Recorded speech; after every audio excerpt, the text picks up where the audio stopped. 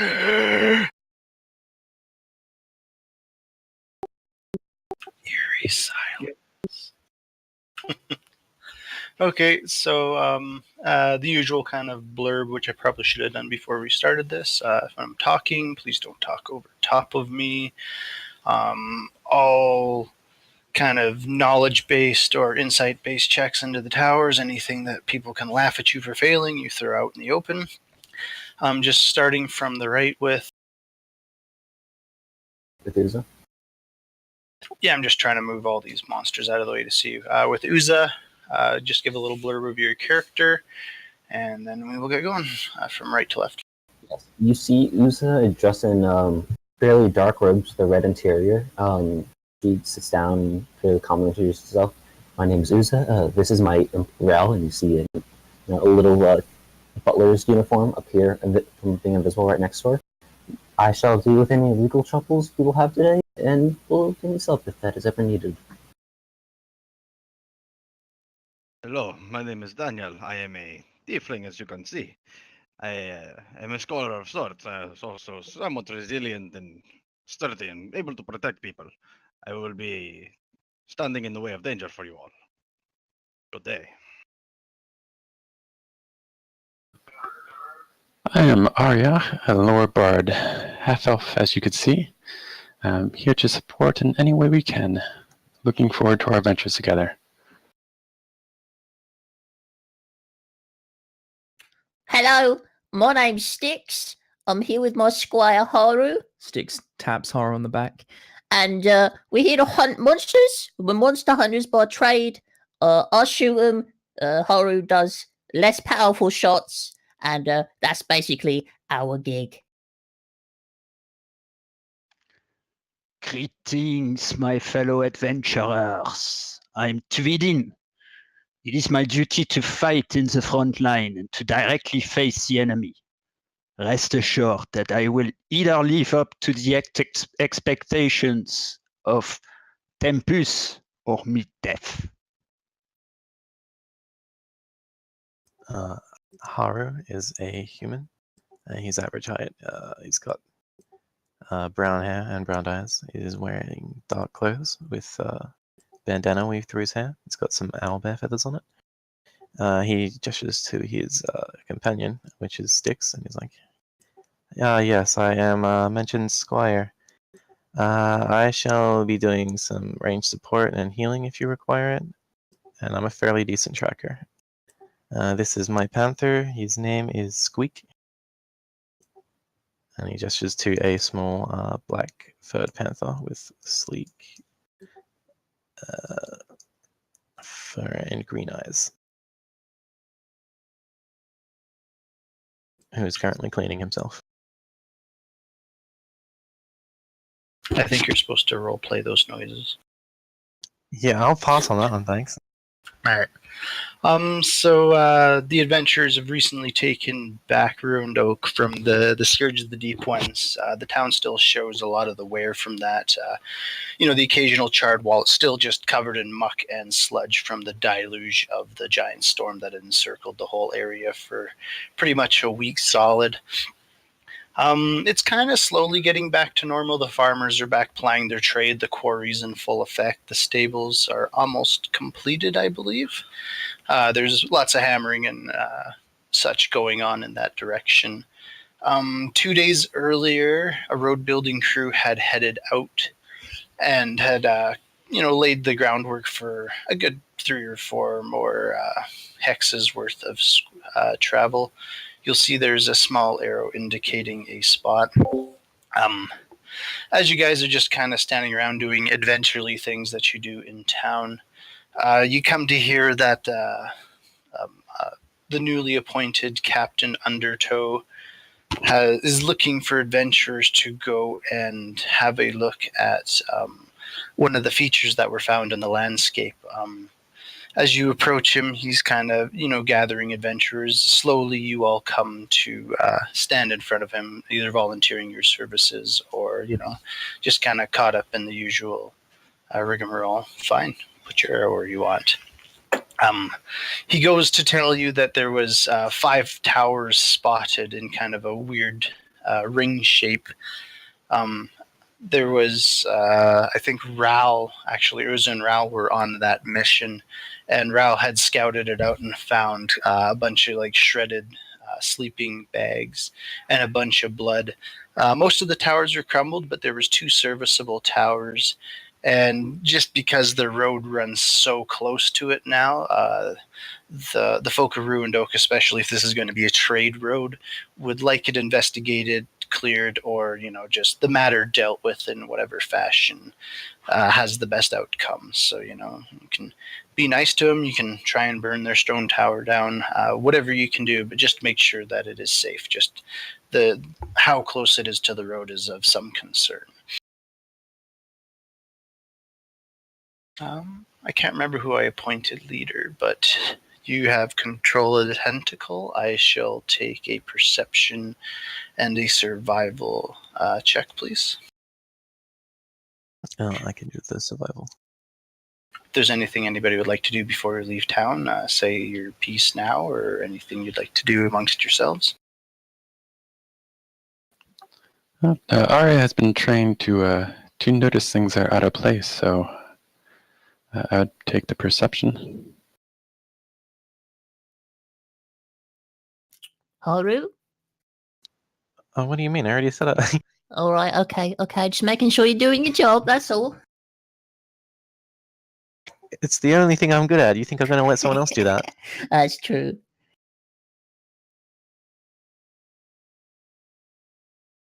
Alrighty, I have the checks in. If somebody would like Right. to I'll move us. tentacle their way.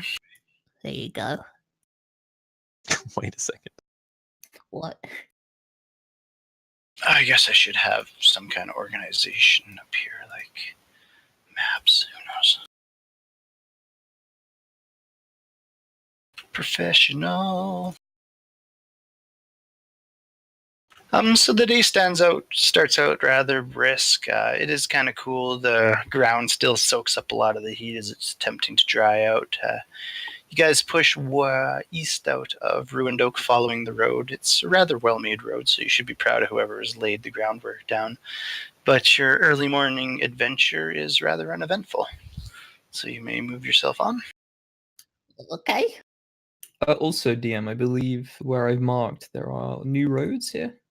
Yeah, that is correct. We're waiting cool. for Jub Jub peaks to be penciled in and stuff, and that map to be distributed. So, yeah, but you're good with those marks. Awesome. So early morning kind of pushes into late morning, early afternoon.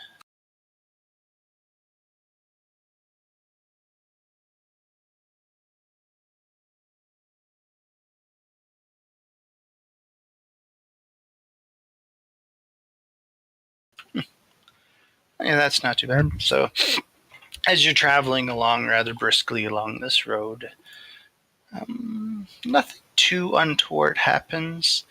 Where's that perception? Aria, you do happen to see kind of along the sides of the road to the south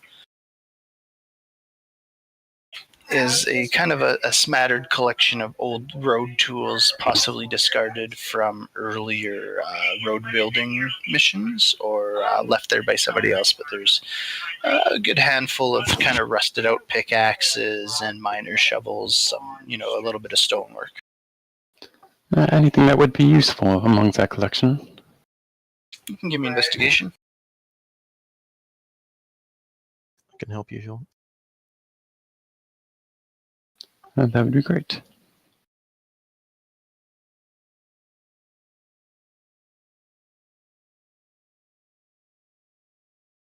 So yeah, you kind of dig through. The majority of it's kind of just rusted out, and it is serviceable if you really want to grab maybe a pickaxe and a couple pythons, but for the most part, it's just kind of very well used, dulled pickaxes and mining shovels.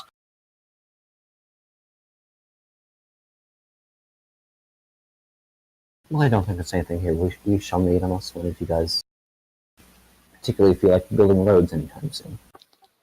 No, nothing really here. Let's just carry on. Okie dokie. So yes, other than that, your early afternoon is rather uneventful. Lunch hour kind of pushes in, so if you guys want to decide how you'd like to handle that. All right, yeah. Haru, you can. Look for some. Yeah, that'd be great. Don't poison us this time. That was the recipe I was given by Korth. Yeah, okay, sure. And Are I you a wanderer? Uh, Outlander, yeah. whatever. Yeah. Also, yeah. Well, that's just enough to find 5, isn't it? Good enough. If you want to give me a survival check just to kind of see what you pull up. Yeah. I also have a feature that lets me find double the amount foraging or whatever it is. Okay, yeah. You kind of, as you guys are pushing along, you kind of range out here and there. You find more than enough kind of edible roots and berries. If you'd like to hunt for some meat and stop to cook it, you can. If not, I'll just assume you kind of just gather enough kind of road rations, as it were. Yeah, I mean, that'll be enough. All right, so yeah, Hura comes back with a good-sized sack full of edible roots and berries, some funguses, small grubs if that's kind of your bag, distributed amongst everybody so you can eat well enough to sustain you at least to lunchtime. So yeah, you can tentacle on.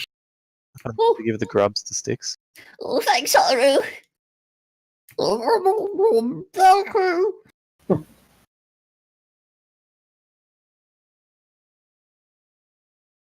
So perfect. The lunch hour passes. The sun's pretty fat in the sky. It's pretty damn warm out.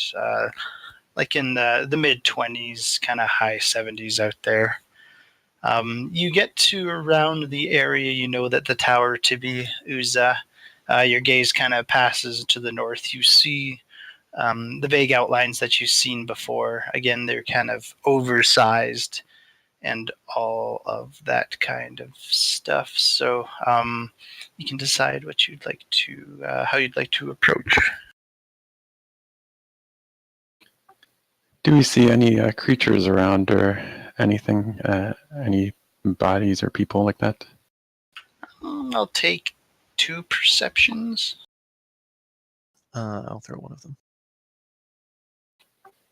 Guess I'll get there one. Cool.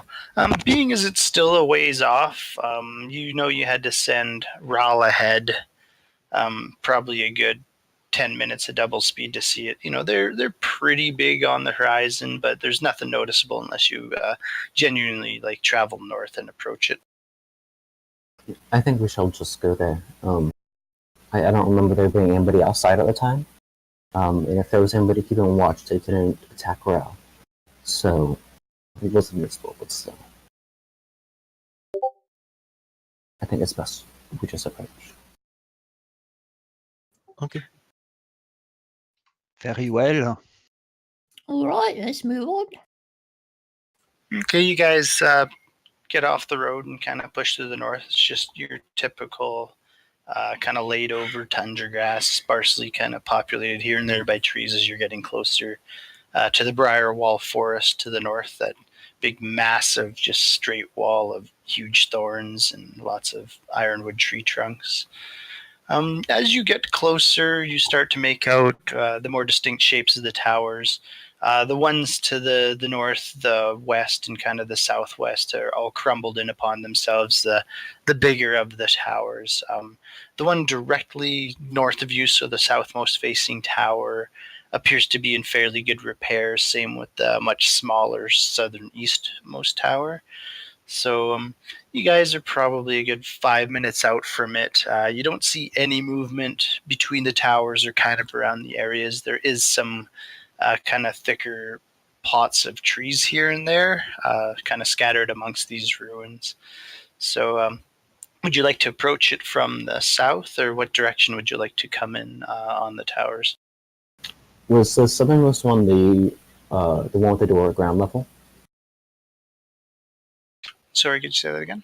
Was the southernmost tower the one with the door at ground level? If you recall properly, without sending Ral ahead, it would have been the east one. The southernmost one has a small incline to it, like maybe 4 or 5 steps, but everything's kind of got that giant size to it. So instead of the step being 6 inches tall, it's like 18 inches tall. Got it. Do you guys have a preference for which one we start at? Well, I don't really care. They all look the same to me. No, I do not have a preference. Nah. Do we hear any noises coming from any of these towers? Again, you're still a little ways off. I just more wondering what direction you're coming in at it. So are you just coming in from the south? Like you're just going to keep heading north? Should we skirt around to the north? I think they'll be expecting that at least. Sure.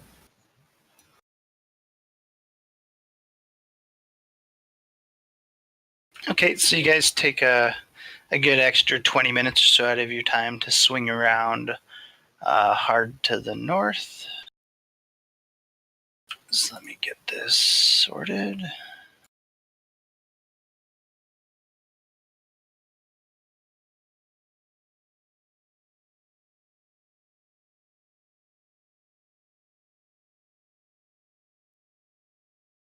You guys can kind of set yourself where you want up in the northern part of this map.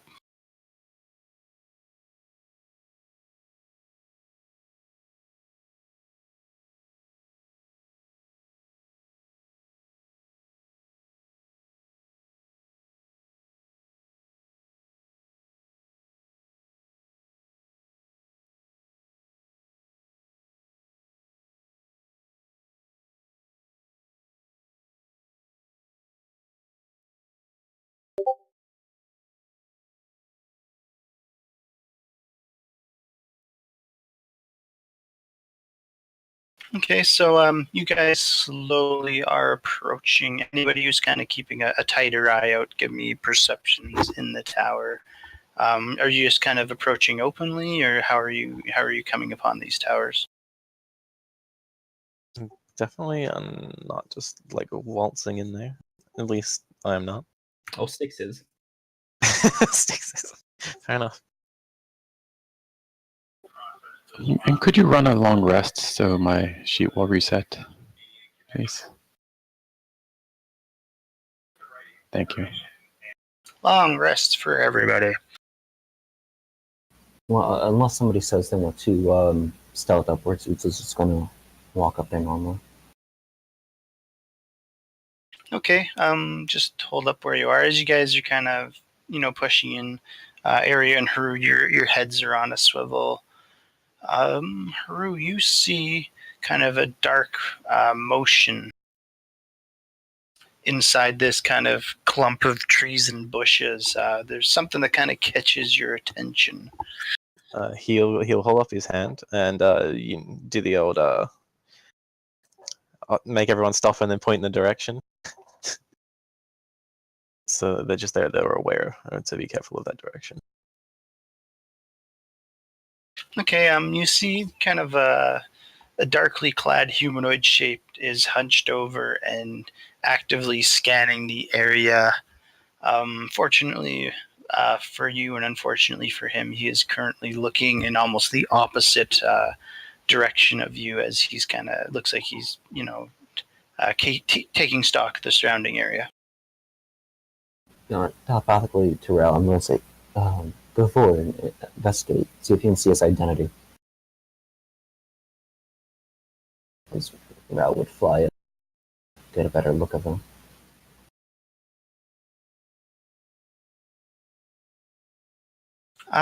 Ral's invisible, right? He's one of those Yes. things.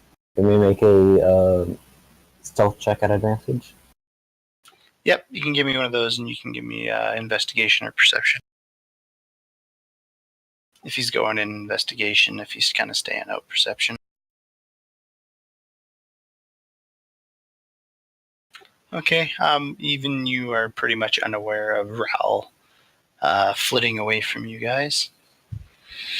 He sees a little bit better than what you saw from that distance. The guy's head, he's currently looking to the north. He's kind of like turning around. He should be kind of staring at you guys shortly here. What Ral see is kind of like a desiccated looking human, really, really gaunt, sunken in dark eyes, the cheek and everything. It looks like somebody had almost like stuck a straw in this guy and sucked out a lot of his vital fluids. The hands are extremely bony. He's wearing straight black leathers. There is a black covered scabbard on one side of him. And yeah, he's really sickly looking. To the party, I'll say, I don't think he's alive. And if he is alive, it's definitely not normal. Let's handle this with caution. Well, Haru, you don't like undead particularly, right? That is true. I can sense for them, but it'll take me a minute, and I don't think we have a minute. I mean, just I'll try to hide. hide behind a rock for a minute. What are you talking about? Okay, anybody who's moving as this is happening can give me a stealth check. Oh fuck! As you guys all try to scamper behind the rock pile.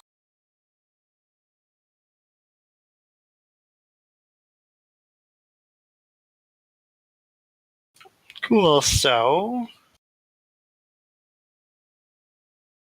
Whoa! Styx, Uza, and Danielle, you dart across behind the pile quickly, near silently, as you kind of pad behind there. Unfortunately, Squeak comes running over behind you and kind of like bumps into somebody and sends about a good 4 or 5 of these rocks that you're attempting to hide behind just clattering down. You hear a mildly startled oath come from the trees. And about a second later, there's this shrieking noise as anybody who's kind of staring towards the tree line as this kind of dark arrow shape comes whistling through the air. It sounds much like a small gnome or something having been like tossed off of down a well or off a cliff or something. Just the high-pitched shriek as this arrow kind of darts through the air. You see the black-clad figure kind of push his way back into the tree line and attempts to hide rather poorly. You can kind of see like elbows and knees and everything but his head kind of sticking out from behind a bunch of the foliage. Just for sanity's sake, I'll take initiatives from everybody, and then we'll just resolve any interaction in combat order.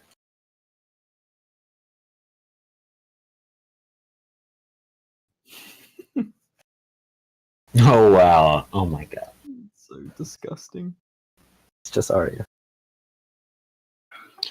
Yeah, so Arya is going to move up behind the rocks here, and I'm going to ready a crossbow shot in case he becomes hostile and moves towards us, or anything hostile moves in front of us.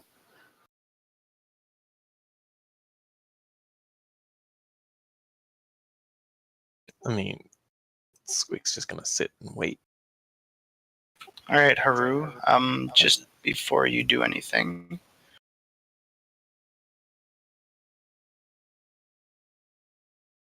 I will take perception from, or areas looking the wrong direction. Uza and Danielle, yeah. And possibly Ral, but Ral's kind of staring in there. So yeah, just Uza and Danielle. I'll take perceptions from you guys.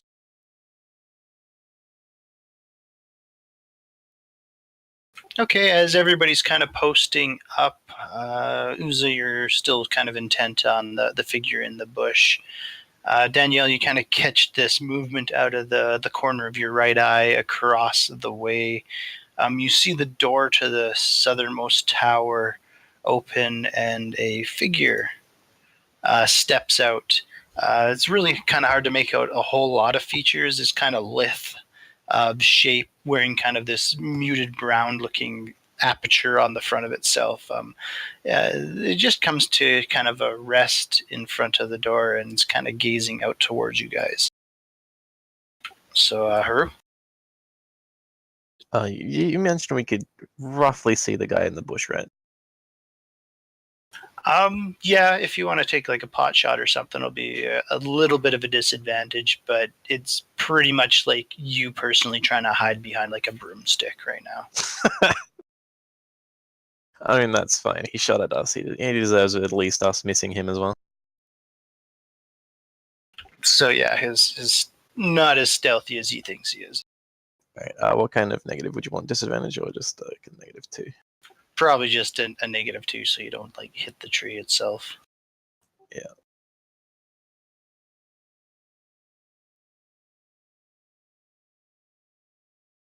All right, your arrow streaks out and slams into him. He kind of lets out another startled oath and tries to kind of huddle himself down a little harder now. All right, Styx is going to do the same. Can Styx see over these the pile of rubble here? It is pretty damn tall. You kind of have to scrabble up to the top to do anything. All right, he's up. Even there, you'd probably have to scrabble up a little more and give me an athletics Okay. or acrobatics, either or. Oh, acrobatic.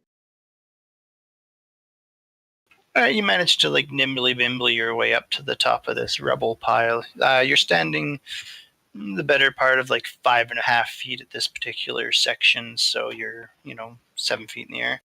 Oh, also there are 2 sticks on the combat tracker apparently. And 2 2-it-ins. Yeah, this Weird. isn't the right sticks. The right sticks has all of the stuff applied to him. All right, let's see what your initiative is. I'll just overlap it and pull it. There it is. That's odd, because yeah, the other one's the same, so fucking be like that.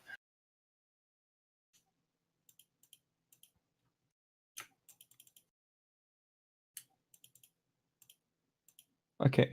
I only see one two-it-in. Re-give me your. There's only one now. It's fine now, yeah. Sure, give me an initiative roll, and I'll kind of smudge you in there. Perfect. That's some excellent rolling. Woo!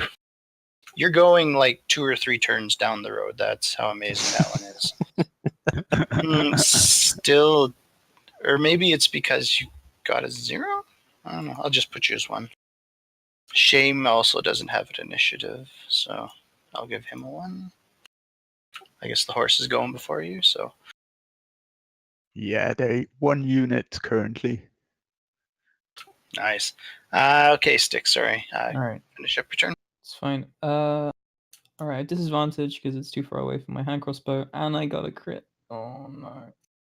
So there's kind of this little horrendous twanging sound as the string for your hand crossbow kind of dislodges and just strips the feather up off your bolt, which kind of just listlessly falls down at your feet. All right, it's fine. I could shoot another one. For some reason, it's not. Why is it not Because targeted? your other sticks was targeting him. This one is not. Oh, but wait, but I am targeting him, but it's not showing up. Just drop it on them. Yeah, just drop it, and then I'll peel you off the combat tracker and redrop you. All right.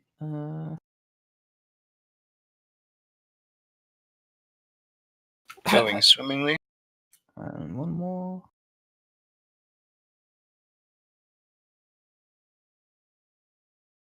I'm guessing that hits. Barely. So undaunted by your earlier fumble, you managed to snap off another shot and quickly reloaded the 2 darts, kind of singing through the trees and digging into the dark-clad figure who was attempting to hide from you. Okay, that's my turn.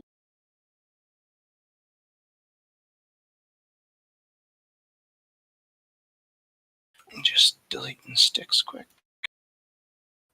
Just like- Try to re-add all your bullshit. Hopefully it works.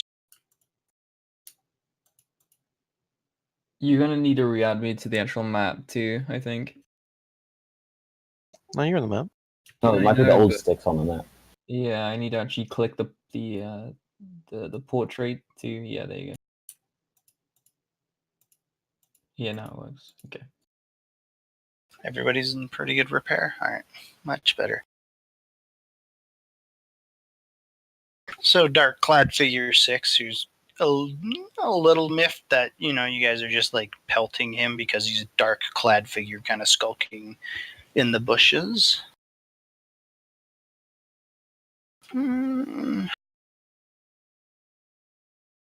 Is going to bugger off. You see him kind of break from the tree line.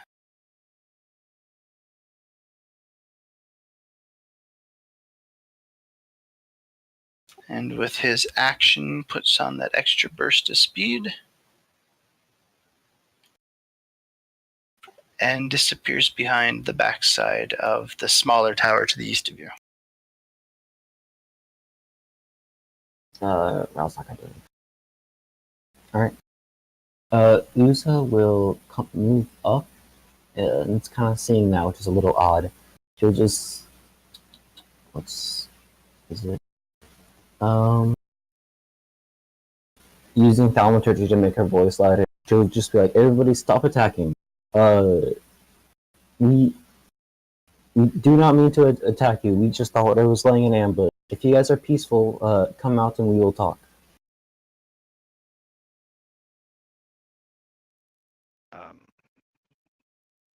Daniel is going to join Uza down here and use a Moxie point for brace up. Just in case something tries to attack him. Okay, is it Tuidin's turn or Shames? Because they're one unit. Yeah, whatever order you feel like doing. Okay. Well, I'm going to cast Protection from Evil and Good on my self and automatically on Shame. And then I'll move a few yards. And it ends my turn.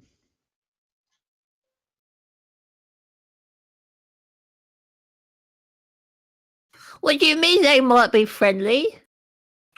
That was just you being re-added. Yeah. So,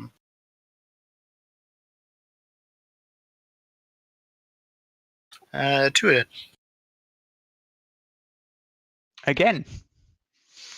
Okay.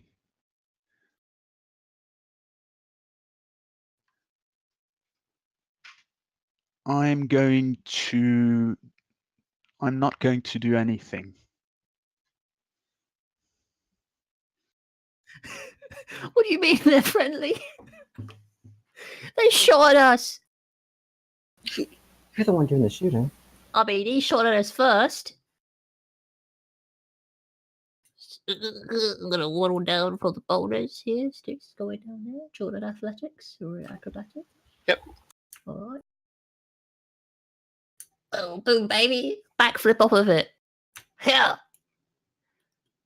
Where do you go? God, he's a stealthy one. That one. Can Stick see the figure over there from where he is? Yeah, it's kind of obscured. You can give me a perception. Okay. Okay, yeah, there's kind of a pervasive black mist that kind of here in the center. There's some large kind of shadowy construct in the middle of it, but you do make out the smaller form far to the southeast of you, kind of standing in front of the smallest of the two intact towers. All right, I'm gonna dash over to here. Hold on. Oi, you! Who are you? Come over here. I want to have a chat. It's my turn. Well, I will move past Uza.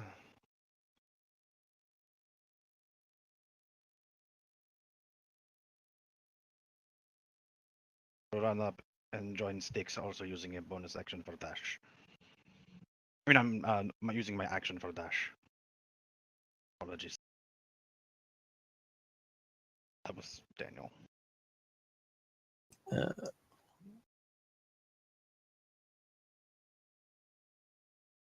I'm going to use my action for dash and take over these bushes here. He's not going to use them. Alright. Rel's going to try to get a better look, and he's going to dash up here. Can you see much of the surgeon now? Yeah. So Ral has a much better vantage point of him. The more complete view is he's a lightly reddish, almost pink colored tiefling, the nice curled horns kind of dipping down. To Ral's sight, he is wearing what looks almost like a blacksmith smock, except for it's kind of like covered in blood, and there's like weird kind of like spanners and stuff hanging off of it. His left hand is mitted in like a heavy forger's mitt, but his right hand is pretty hard to see. But instead of being just like a pink skin hand as you would expect, it's got kind of like small glints of metal, and just the sunlight hitting it is causing it to reflect a bit of light.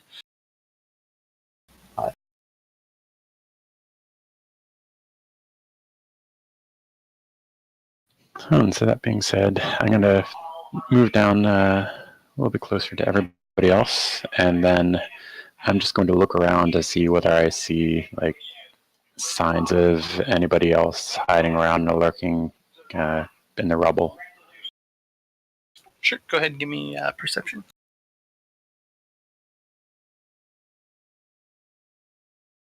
All right, your sharp eyesight kind of, pours into the rubble.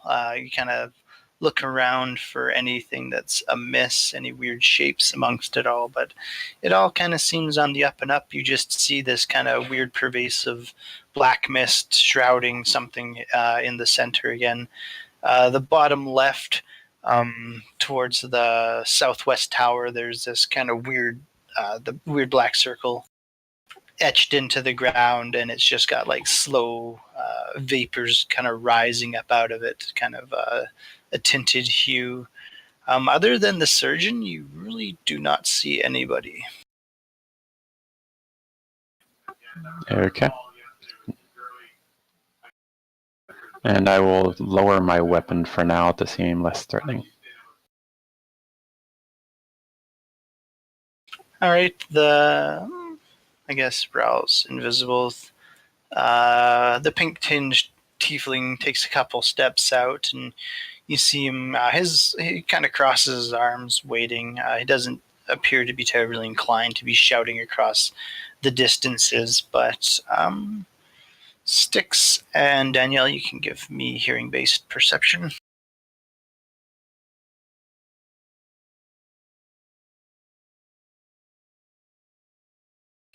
Okay, yeah. You can see he might have said something. He raises his one hand towards you a little bit, in kind of a gesture of greeting, or just one to gather your attention. But you do not hear anything from him. Just kind of your heavy breathing and the jingling of the tack from the horse that's riding up slowly behind you. Squeak's just going to join me with his huge amount of movement.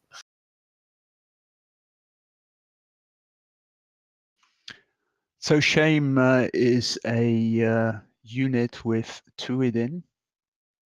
So Alright. skip his turn. Musa will just move it to here, and she will hold a Eldritch Blast for if something if something attacks one of her allies.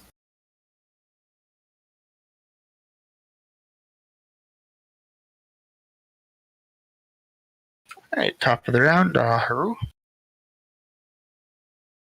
I'll hold an action for a similar reason. If anyone attacks an ally, I'll shoot them.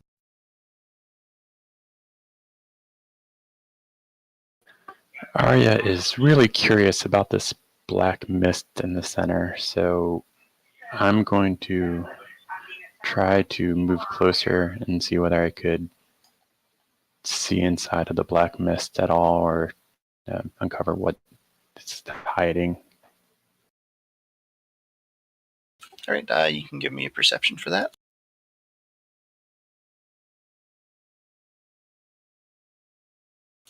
Okay, whether it's just a bit of lucky wind or just extraordinary eyesight at the time, the mists almost part in a fashion for you. Inside, you see a large black marble statue. It appears to be some sort of like winged fiend carrying a large, long-bladed weapon, almost like a glaive. It's facing southwest towards the largest of all the towers. It's fairly weathered. Nothing, like massive amounts of time or anything, but it's definitely seen a good chunk of, rain and snow and such since its installation. Okay, I convey that to the group real quick and take a step back.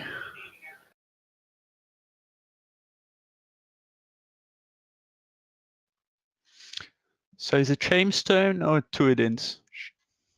It would be Shame. Shame can go on your go, so just pass him whenever he pops up. Okay, I'll wait until Tuidin's turn. Sticks just gonna wait with me.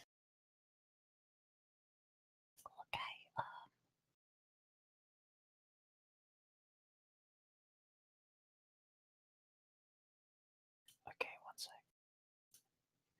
Sticks is gonna dash over to here. Excuse me. Hello.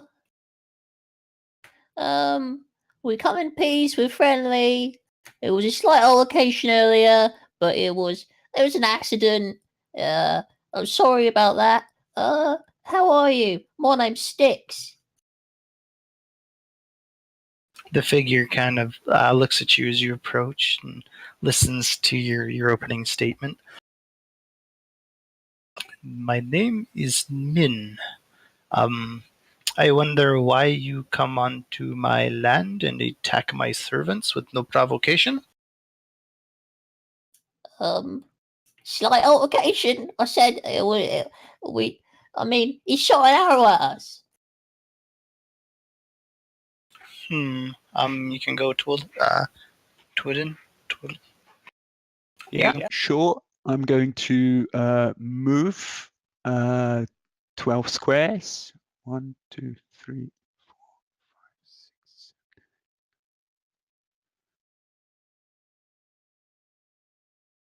7. Over here. And then I'll scan the area for anything strange. All right, just a perception from you two then. Yeah, sure.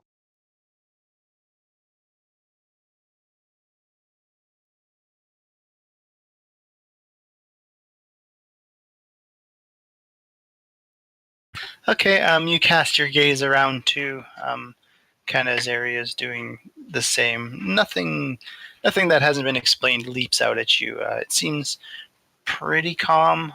All you know is there's one person kind of skulking about, and that this weird kind of pinky-skinned tiefling has left his tower. Okay, perfect. That ends my turn. Okay. I turn Daniel will go. Let's see, 1, 2. Here, and then also take the dash action. The casual walk action, because you don't run towards people. This is true. I'll try and end there, so I'm inside of the guy. Hello, we apologize for Sticks and Haru. They are a bit quick under the collar. It's useful when there are enemies around, but not always as useful when we are trying to make friends. We come from Ruined Oak to the west. We are just recently building roads and were interested in the towers to see if they were dangerous at all. We apologize for our actions, though. All right, Danielle and Styx both give me perception tests. Ron, what are you up to? He's just gonna around here and gets an eye on the dude that ran away. Alright. And dash up there. Give me one perception for him too. Daniel and Styx, as you guys are sitting here talking to him, you do notice that the blood, like the rusty blood stains on his smock, there's some pretty fresh ones. Also, as you kind of glance down, you see from behind you, there's kind of like long, streaky, fairly fresh drag marks of like some form of blood. Some kind of body was drugged and has left a blood trail kind of leading from your area down towards the tower behind Nim. So Nim kind of arches his eyebrows at your explanation, seeing a fellow tiefling. Misunderstandings, they do happen. I can accept this. What brings you fine adventurers from Ruined Oak down to my property?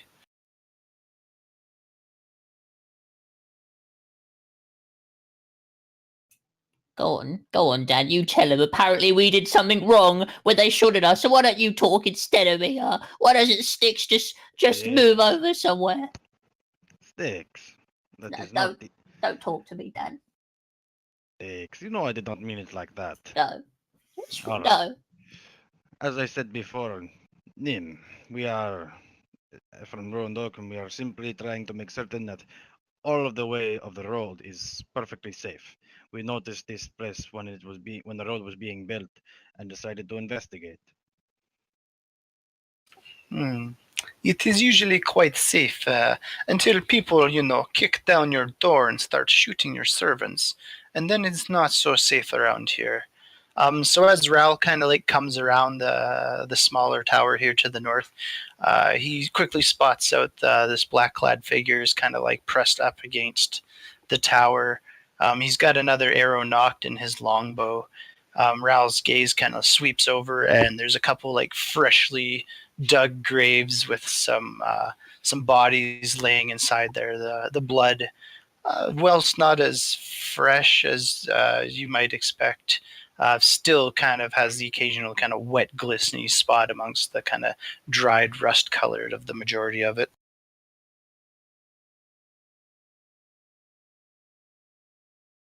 Uza? He's just going to dash over here. What is this little scorched area next to her?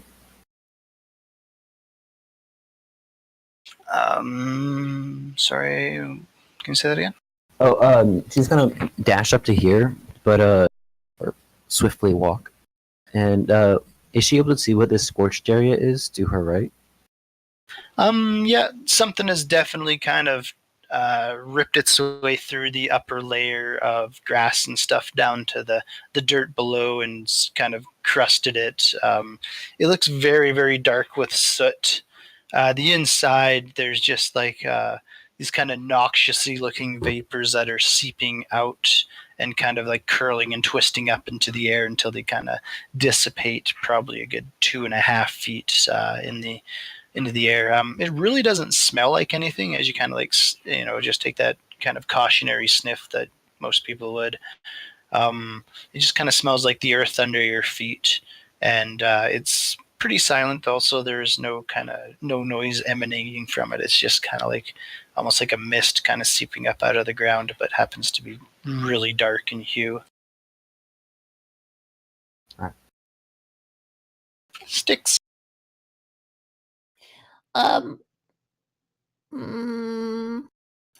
Man, so the blood on the ground here, what's that from? Because it looks pretty fresh.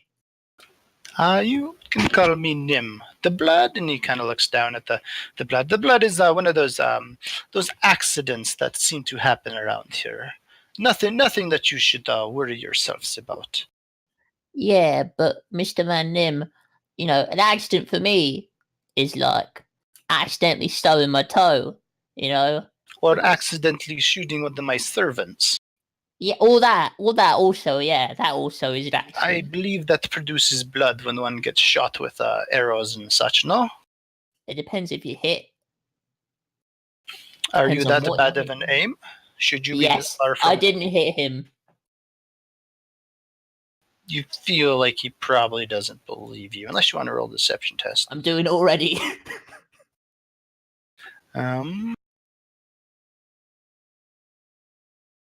So many. Oh, you're so screwed. Oh, So no. many buttons. Yeah, he kind of arches an eyebrow and he kind of gets this wry smile that kind of creeps across his lips. Might bought it. It doesn't matter. Doesn't matter anyway. So, what kind of accident happened for the blood to appear here?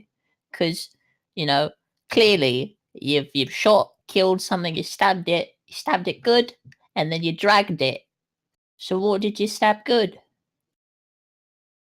You would have to ask one of my servants. Might have been some errant deer. Maybe somebody had cut themselves upon the statue, and he kind of gestures behind you into the mist. Cut yourself up on the statue. It's very, very dark in there. And, there's many, many sharp edges.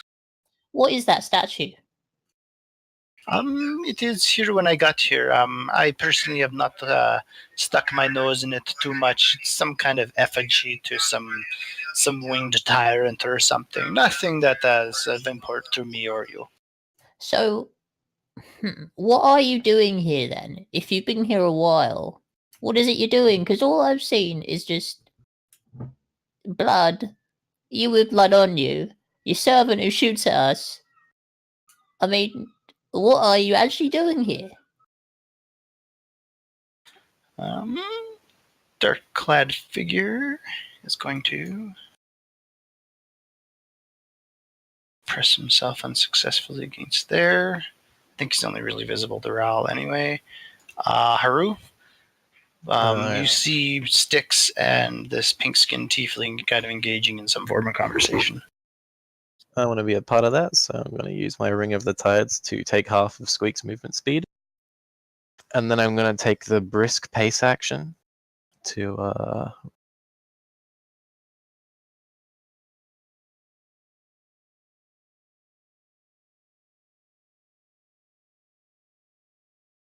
just walk over to here. Really, really definitely walking, not running at all. All right, you kind of catch the end of Squeak's tirade there. Squeak, you've learned to speak. Daniel is just going to join up next to Styx so that he is shoulder to shoulder with him. I must admit, he does raise some interesting points. Tell me, Mr. Nim, what is it that your business is? My business is mainly survival out here. Me and my servants, I am a crafter, and he kind of gestures down at him. You see, now that you're much closer, like this heavy leather smock that most smiths wears is kind of draped around his rather thin form. There's lots of like really dark oil smudges that kind of glisten. There's grease here and there. There's a copious amount of blood right around like the chest down section that kind of trails all the way down. You three can give me another perception test. And again, his left hand's in like a very heavy looking, like a manufacturer's mitt, something that a blacksmith would wear to like pull out extra hot chunks of metal and stuff. Styx, your sharp eyes catch the fact that his right hand, he kind of keeps it down, doesn't do a whole lot of like hand gestures or anything with it. His right hand is definitely metallic. It looks like it's a collection of like five or so like tiny thin blades, like much thinner than a dagger or even a stiletto would be. They look like almost like surgeon-esque tools that have been either grafted or possibly like a gloved aperture over his right hand. I threw you inside. I want to see if he's being truthful about his being here, why he's actually here. Seems on the up and up as he kind of continues on. I am, as I said, I am a smith and a maker by trade. I make many utensils, and hopefully one day maybe shall bring my servants in a small caravan to Ruined Oak to ply my wares. I was, frowned upon as some of my more interesting inventions from the trades town much far to the north. But so yeah, I've just come to settle here. It is good for my purposes. There's not many people around, and nobody can accidentally get hurt if something, say, explodes or runs amok. Tell me, what are your servants like? Are they human, tieflings like us, goblins like Styx, elves, part machine? He looks kind of confused. Machine? No, no machine. They're just they're the servants. They kind of don't eat a whole lot, so they kind of look like shit. And he kind of glances over to the right, and he waves towards the back of the northeast tower, kind of with a come hither gesture. This time it is with his right hand, though, and you definitely catch the glint of sunlight off of almost high sheen quality. I don't know if there's an equivalent like stainless steel, but just very, very well wrought bladed aperture.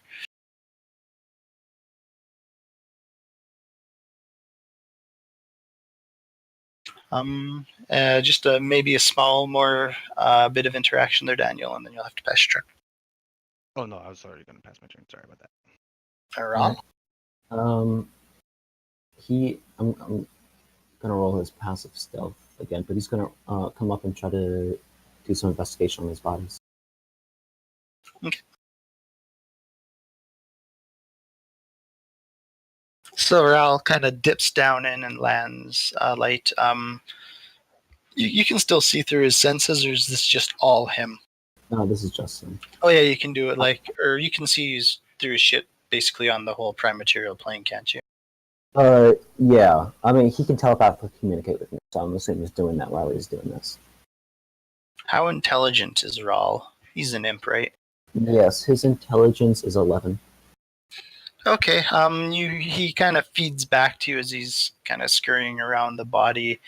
That being kind of infernal and from those demiplanes, he has seen a lot of torture techniques and people, shredded and gutted and just dismembered and dissected in some pretty unique and creative ways. These have definitely been cut many, many times and kind of bled out through hundreds, if not 500 small incisions. The eyeballs, you kind of looking at the face, the eyeballs have been removed, the tongue has been removed, most of the digits.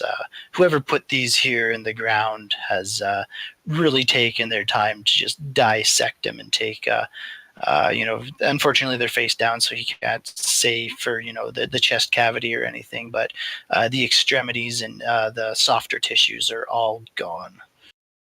Oh, that's not good. So Nim kind of turns his gaze towards you. You can see the movement coming from the towers. The black clad figure is starting to kind of make his way this way. So yes, is there much further one can help you with? I'm kind of in the middle of a little something.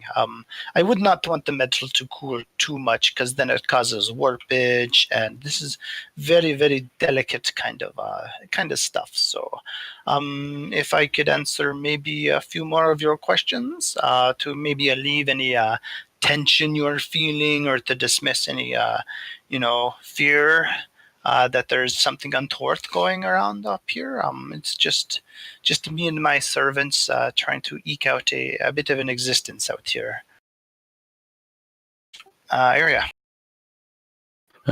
Is the cloud through here, is it pretty opaque, or is it, you could see through the cloud? You can see the shapes of people, the three of them are kind of conversing. Other than their general shapes, you can't really make out any form of, especially the closer guys, you can't make out any distinguishing features. If you wanted to blast through it, it would probably be at disadvantage. Like it is pretty heavy, but it is susceptible to like the occasional breeze, and it is drifting up. It's not terribly uniform in nature, so occasionally you get like a clear glimpse all the way through. Sometimes you can't see nothing. Sometimes you can make out, like Styx's ears sticking up with the little tufts. But other than that, it's very Morpheus in shape and density. Since the statue's between us, can I try to use a hide action? Sure. Okay. And so I'm going to try to kind of get out of sight in the cloud and using the statue and move a little bit closer. Okay. Are you pushing into the vapors? No, I'm staying right outside the edge of the vapors. All right, you kind of like hunch over and lurk forward a bit, using just of course, the center part where the effigy is a solid chunk. So, for all intents and purposes, you kind of keep that between you and the Nim there and attempt to hide.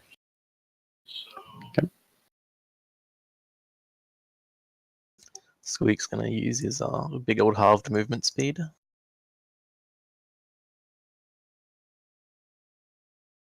So I dash to that. Oh. All right.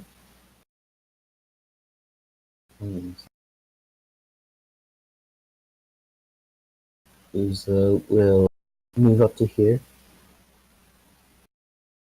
And it's just like you say these things, but the corpses you have up there are mutilated beyond what I guess I would consider reasonable. I'm fine with the occasional torture. This is beyond that. Do you have any explanation for yourself? Oh, to the north there, behind the tower. Yes, we've recently dug those graves. My servants were out traveling south near the roadway that you have so nicely installed fairly close by. Lovely work that, by the way. They were found somewhere along there. I would have to ask them specifically where, but all I know is that they were brought back by my servants. And they were to receive a proper burial. Very nasty business, them. They look like they'd possibly been like mauled by a bear or some form of, very vicious wild animal. There's very not much left of them. Was Ral able to see that they were definitely not killed by something like a bear? It's more surgical. Yeah, no. Ral's seen some shit, and that is definitely not any form of, the marks are not indicative of claw and fang.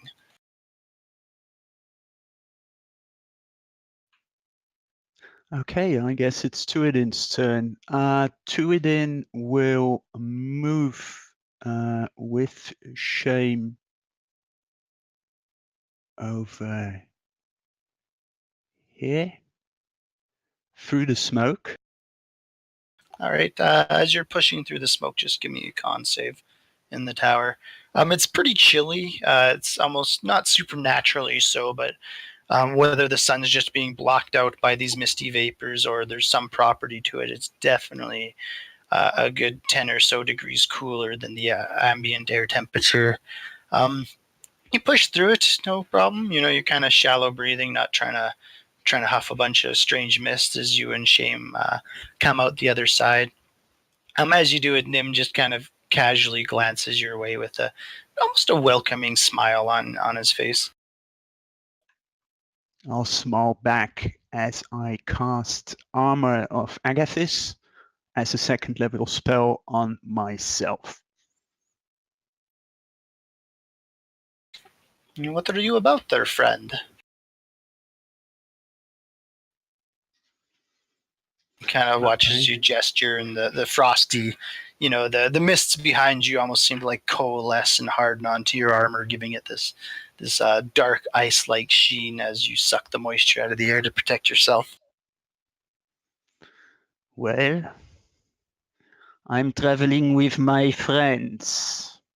They ask the questions, they answer them. I'm just their fist. You feel that you need to fist me? Not yet. Perhaps later. One would think you should buy me dinner first. Buy or be dinner? Kind of arches an eyebrow, and this pointed, devilish tongue runs its way along, very sharp-looking canines. Is that your turn? Yeah.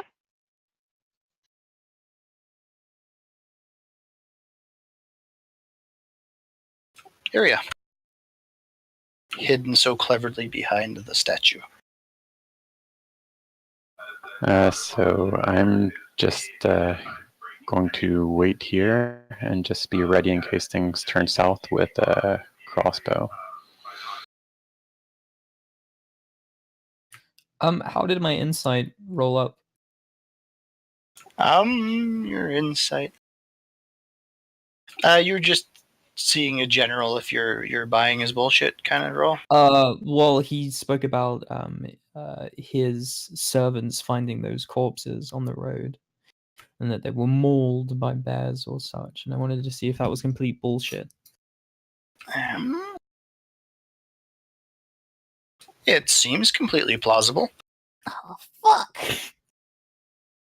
Alright, It is the island. You have seen some pretty weird shit happen. yeah. Okay, well, everything seems in order here. So you're just actually, hang on a second. So you took bodies from the road and you took them here? I did not. My servants did. I usually hold up inside, and he kind of gestures behind him. I'm usually holed up inside of my shop working on whatever comes to my fancy. I spend lots of time shaping metal, and I rarely get out, as you can tell by my fairly pale complexion. All right. Well, I mean, you're red. Pale red. It's nice. You have nice skin. Very well kept. Oh, thank you. No problem. A goblin like me, I like my products. I like, lathering myself with horse dung, and it's lovely stuff. It's good for your skin. You do look very supple. Thank you. Well, I try. But in the future, when you find corpses belonging to either Ruined Oak or Wymoon Cove, I know you can't really tell, but just return them to us as opposed to, burying them in this creepy place with smoke and statues, because they need a real burial, and we have a graveyard, and it'll be nice if you just gave them back to us, just for future. Second thing I was going to say, I'm quite the smith myself. I do lots of stuff. I do the hammering on the metal.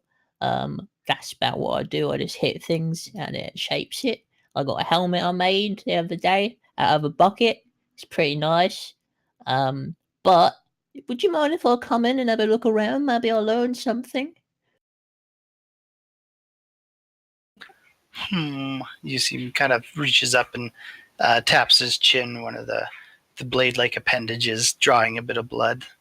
I could probably just take you. You can come and see what I am working on. Yes. Just me? Your companions do not seem to share the same aptitude. I see many kind of slender little arms and a fist, but a fist is not good for this kind of delicate work. Well, I'm blind, so I need my guide dog, Haru, to take me in.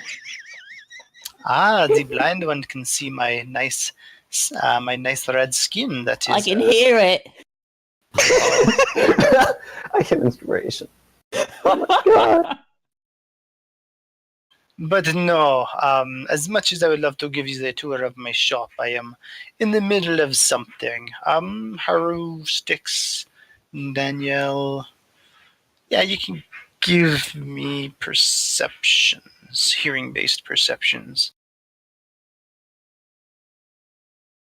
Does that include me? Me is Uza. Styx. Oh, do you want me to do it also? Yeah, I said Haru, Styx, and Danielle. I was too busy laughing. I'm sorry. Oh crap! So you guys, the conversation's going on. Stick your little goblin-y ears as you're professing your blindness and the ability to hear Redskin. You pick up, kind of coming from behind him, possibly in that direction, or even out of the tower itself. There's this almost like chittering laughter that seems to just drift out and tickle you a little bit. Ooh, well, someone's having a good time in there. You see his face just like almost instantly hardens. What are you talking about? I just heard some laughing. I thought you were doing blacksmith stuff. Is it fun? Is it funny? Were you making like a nice face out of metal? Funny face? You kind of see.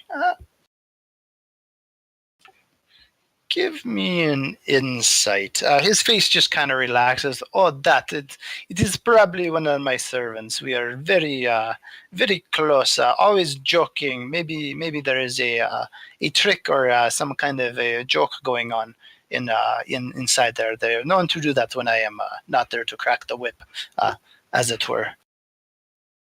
Okay, I'll give you an inspired insight check.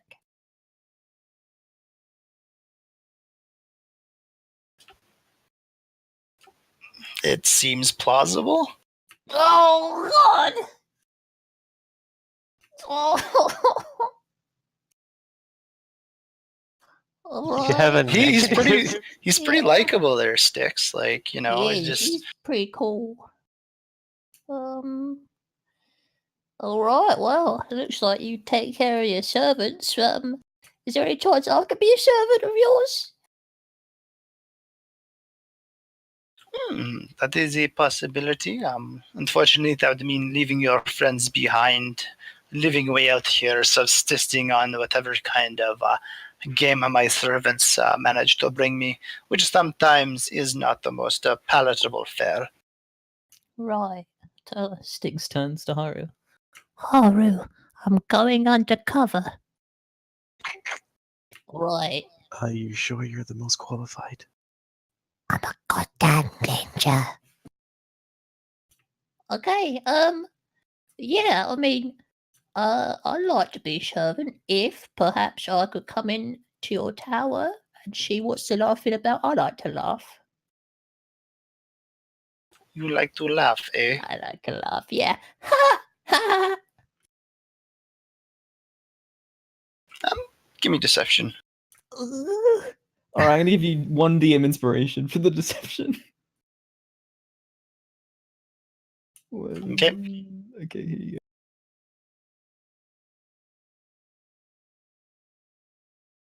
go. Okay, he just kind of smiles and nods. Maybe we can arrange that, but not today. It is getting later on in the day, and I have to get back to my work. I've dawdled too much time, and he kind of glances up to the sun. He's like, my current work is very, very delicate, as I've said, and I cannot allow the metals to cool too much, or the other parts of this instrument to warp or become more damaged. Wait, listen, wait, alright. We'll just come in, I'll have a look around and I'll leave, alright? I'm gonna roll a persuasion. Come on, man, I like metal, I like laughing, this is a good gig.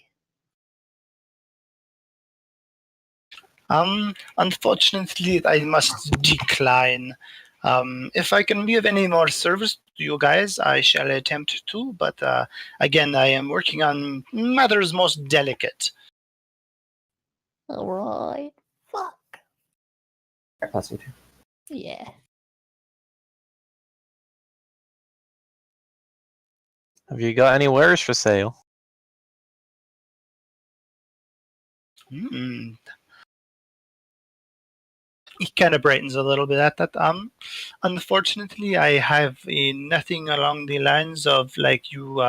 Kind of glances you up and down.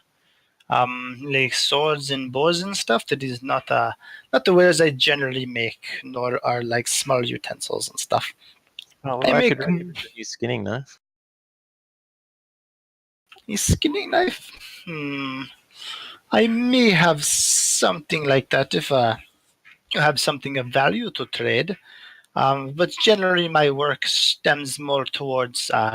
Have you heard of what they call a clock? It is a mass of springs and gears and stuff, and it is used to tell time when you cannot see the sun.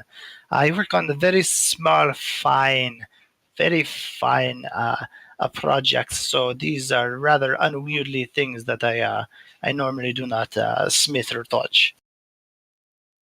That's fair enough. Tell me, did you make your hand? That was Toolden, right? No, sorry, that is Daniel. Well, okay. That was from Daniel.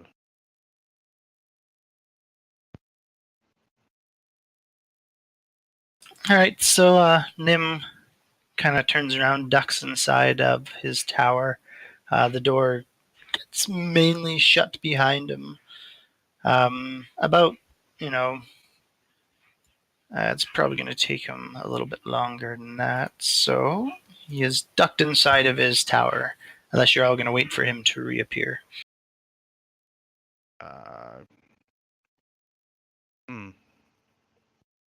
Follow him. While he's ducking into the tower, can I move around a little bit to try to get to a different position? Yeah, we'll still within the combat order. So if you want to move around, we'll do that, because I don't think he'd get inside the tower and then back out in 6 seconds. So you guys kind of have the remainder of this combat round to do what you need to do whilst he is up to whatever he is up to. Daniel's skipping his turn. Her from that side, you see sticking out of the northeast part of that tower is kind of a weird chimney stack. It's kind of pouring a bit of black smoke out of it, and you can see the superheated air vapors kind of warping the perception around it. So it does look like he has a smithy going on in there. Yeah. All right. Black-clad figure 6 finally starts to be able to move towards the fucking guy after being gestured so many seconds ago. As he approaches you, Haru, you kind of glance over at him. He's pretty desiccated looking, just really rail thin, decked out in black leathers. His bow's still clutched and knocked in his hands, but for the most part, he is obeying his master's wishes. He's just kind of gross looking overall. All right. Usa is so there's a door right here. Yeah, I should have changed the color slightly, but there is a door right there. His door is right there for that tower. Usa will come down here and open up this door.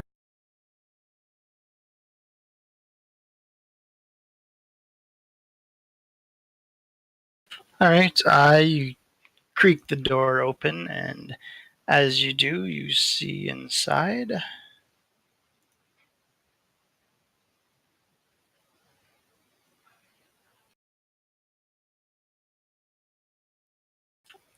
Two of the figures, one is standing close to the door, the other one is back a ways. Give me perception. You see lots of, it looks like chunks of scrap Mevadil that have been kind of salvaged and stuff. There's weird parts that you do not know, but look kind of complex looking. There's, lots of smashed, better looking pieces of steel. Your rather sharp eyesight catches, though, in the bottom right corner there is probably about 4 sets of manacles hanging off the wall, and it looks like bedding just kind of covered in filth and blackier substances. You see kind of the red glistening blood and then the dried rusty parts of it.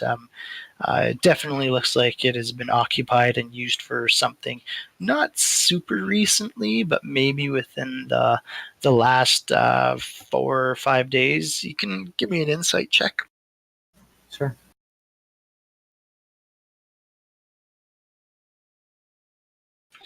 So yeah, just that and the nature of the bodies that are buried up to the northeast, just what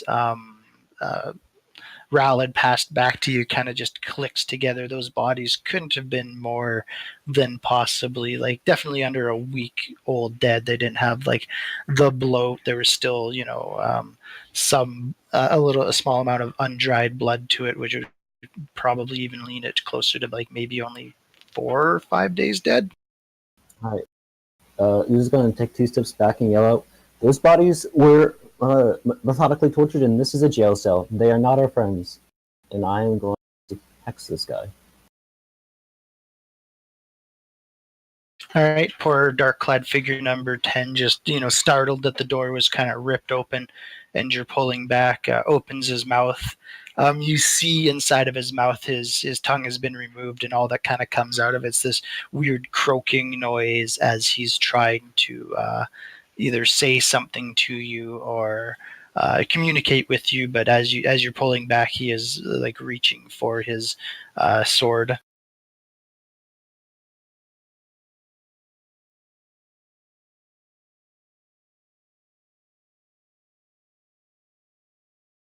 All right, you claw out with eldritch energy. It kind of splashes through the door and slams into him, kind of clawing over top of him. He lets out this almost like wordless moan. It's just this weird, almost pornographic sound, as though he's gaining almost more pleasure out of it than physical pain. 25 comes charging out. As he kind of hits the sunlight, you see him flinch and reflexively like raise his arms as he claws his longsword out of its scabbard and takes a swing at Uza. Even with the sun kind of tearing into his eyes, he manages to hit.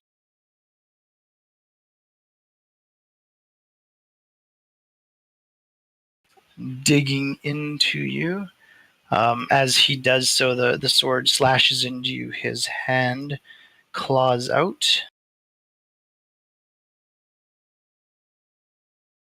And rakes, as it kind of screams past your face, you see there's almost this ethereal energy to it, this black kind of smokiness, and you feel almost weaker as the claw just swings past your face for a second. You get that kind of moment of nausea and almost helplessness, but fortunately it does not land. Ral.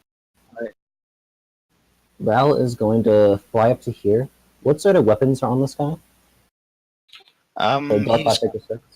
He has a longsword sheathed on his left-hand side. He's currently clutching a longbow with an arrow in it. He's wearing kind of black leathers. Ral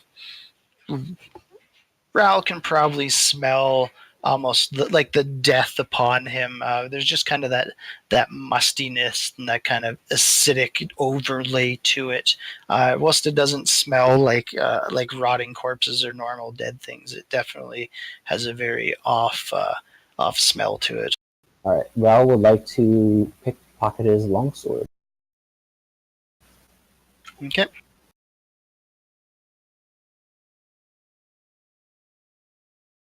Yeah.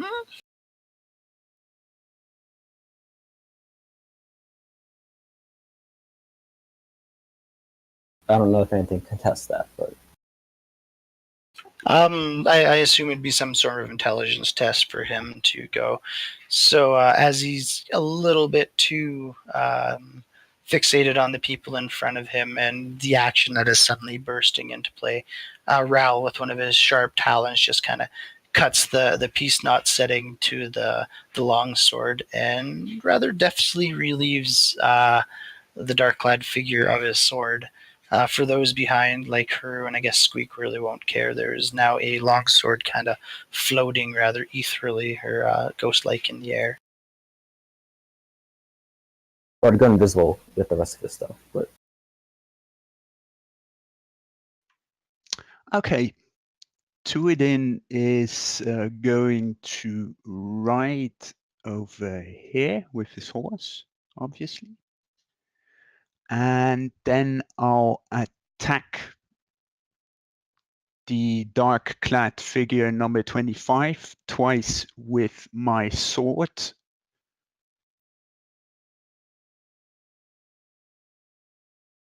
Okay.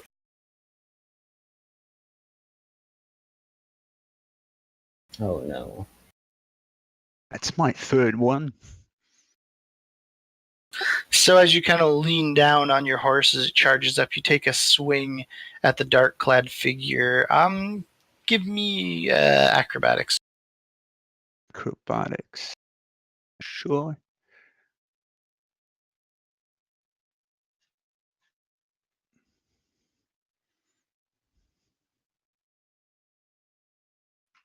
I rolled acrobatics. I don't see anything. Toss it out in the open. Yeah, strange. I'll roll it again. Yeah, it finds if it edges weird, it'll just drop to the ground.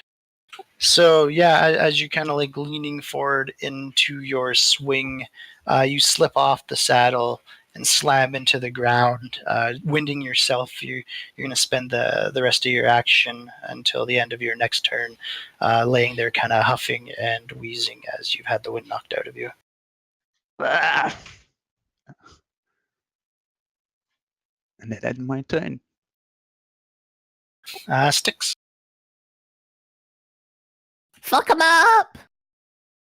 Hold on. 1, 2, 3, 4, 5, 6. Okay. Styx wants to try and get down here and hold his small goblin body up against the door. So the nice tiefling man struggles to actually get out of the door. I'm assuming it opens out. Oh wait, it could open inwards. Oh damn it, it opens inwards. He wants to hold onto the handle of the door with one hand. And then I've never actually thought of what way it swings. Let me check okay. something. Can't Well, really blame you for that one. most house doors open inward. Or do they Yeah. open outward? Mine opens outwards, but my I guess room so. door opens inward. Because you always want your hinges not where they can be picked, right? So generally it should be on the inside. I don't know. I'll 50-50. You want high or low? Hi. High would be favorable.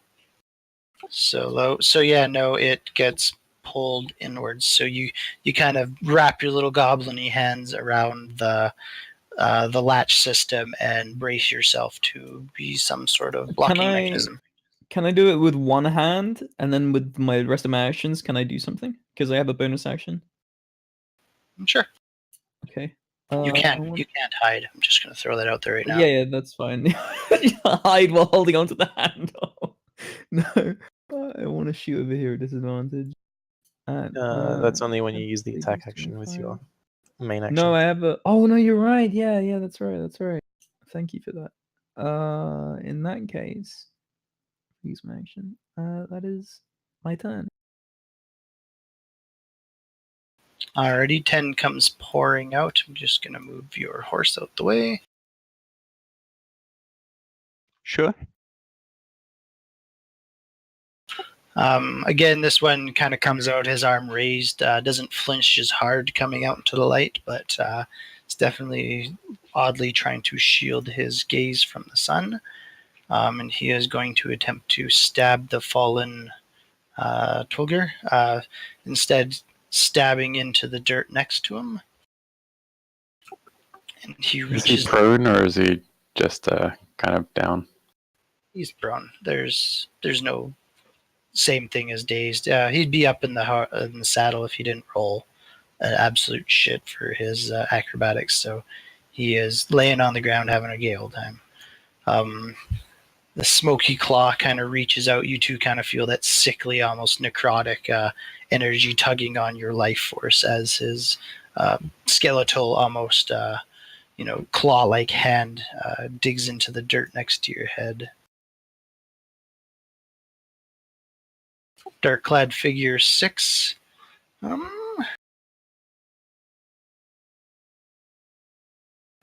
Drops his longbow to the ground and reaches down to grab his longsword and kind of claws around, and you hear this kind of puzzled noise as he starts to look around for his longsword.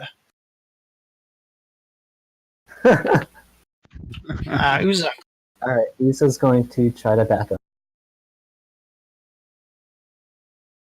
I don't know if they'll attack her. Are you going to take the attack of opportunities, or are you disengaging? I'll take the attack opportunity. All right, give me half a sec. What do we got? 25 and 10.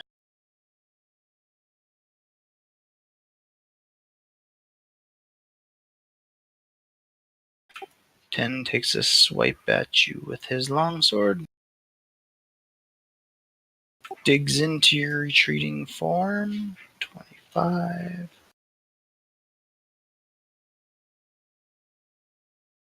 Oh, sorry. I'll roll that again. It's supposed to be a disadvantage.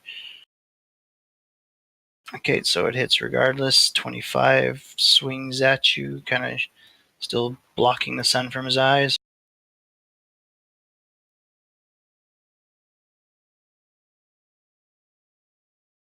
All right, so he swings out and he just so badly misses, almost smashes into his buddy there. There's no damage exchanged, but he spends the next couple seconds apologizing wordlessly to his friend, who is now kind of annoyed at him for having hit him. Go ahead with your action there, Uza. I am going to hex him, and then I am going to do another set of Eldritch Blasts.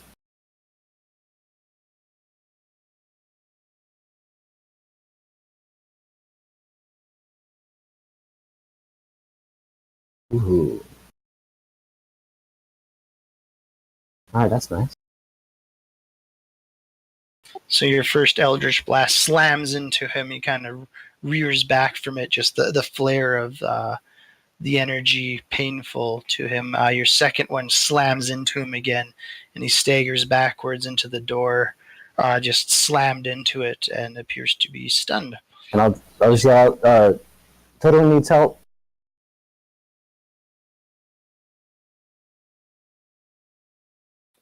So Arya kind of can't see much going on around this cloud, but hearing the yell, starts to move around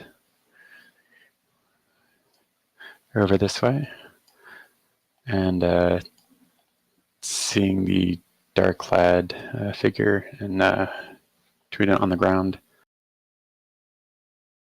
I'm going to take a crossbow shot at the dark figure 10, but I guess is a horse in the way, so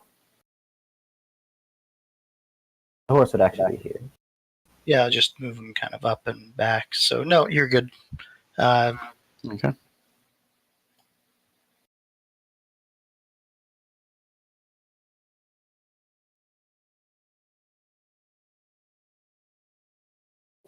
And that's my turn.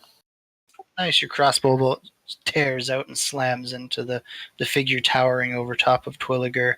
It kind of jerks backwards and turns its almost dead-looking eyes up towards you. Danielle. Okay, using a bonus point for a moxie point and a bonus action for stick and move, I dash over to here. Is stunned on number 25 already. Nope. Give me a second. Okay, have at her. I take out my new whalebone fishhook and swing at it.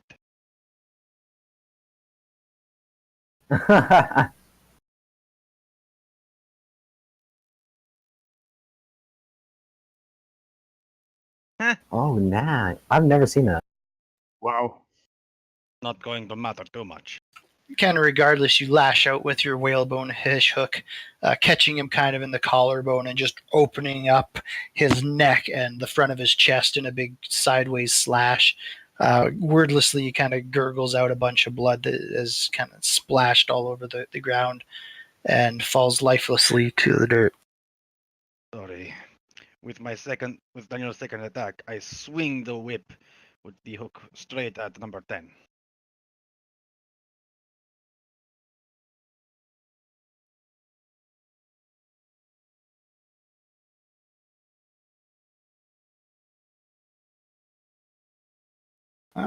Figure 25 gurgles his last little breath. Ral. Rel is just going to try to like mess with this guy's feet to help create an opportunity if someone wants to attack.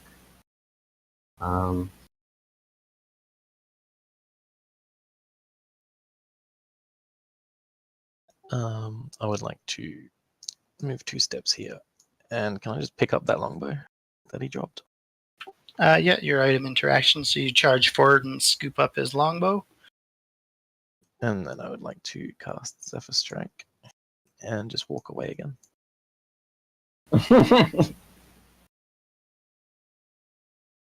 Wonderful. Before you go, Squeak. Sticks. Just let me check here. Make a dexterity check or saving throw, whatever one floats your boat, or even an acrobatics. One of those. Acrobatics, okay. Nice.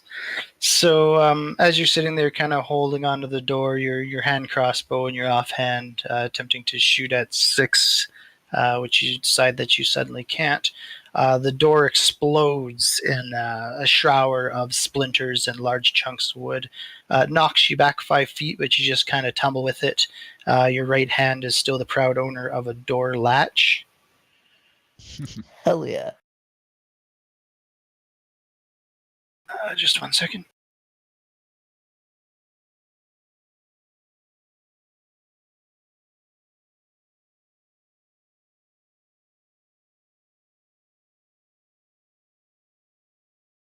And there's this almost weird whooshing noise accompanied by like the creaking of metal on metal. This weird construct comes out. It's larger than human sized. It's roughly 10, 11 feet tall. It almost looks like an armored human, but in place of arms, it's got like human flesh stitched over top of it. There's this like leering, almost Leatherface style mask nailed onto the front of it. It comes stomping forward, and in its hand, it is wielding like a good 15-foot long glaive. As it pounds its way out, unfortunately, Sticks, you're kind of sitting there, kind of crouched over, crossbow in one hand, doorknob in the other hand. Actually, it doesn't need to. It can do it from the doorway. It stabs out at you with its glaive.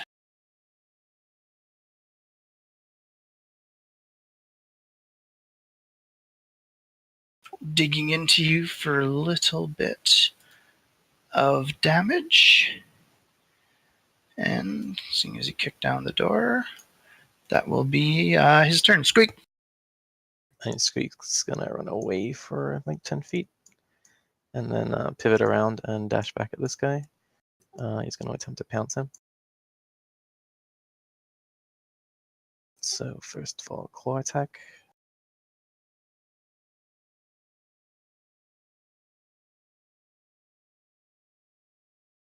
And then I'll drop the save on it. He's fine. All right, Squeak sails through the air and slams into him, fucking raking his claws down the front.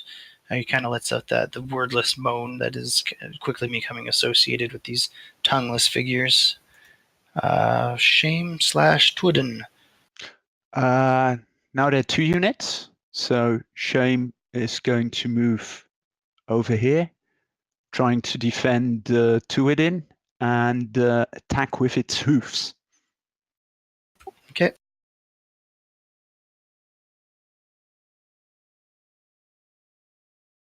Hitting it.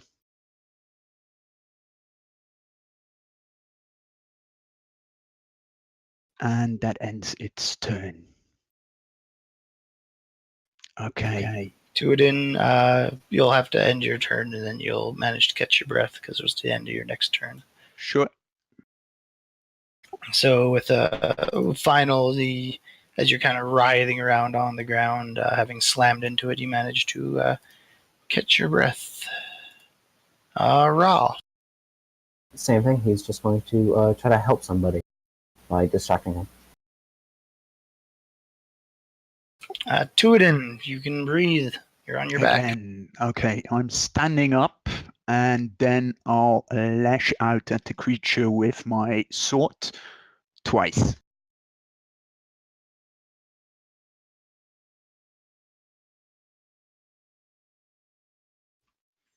That's some bloody good rolling.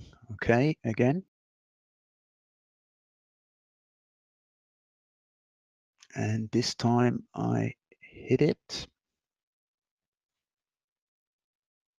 So still dazed as you kind of pull yourself to your feet, you lash out, driving figure 10 back, and then come in hard and with a nice meaty slash across his bicep. Exactly. And then with my bonus action, I'm going to cast Spiritual Weapon right next to this robot figure.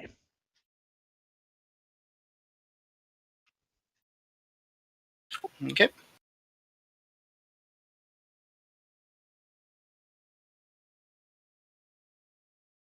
I'll attack it. I gave you a token. So Perfect. the sword of your faith materializes next to the knight.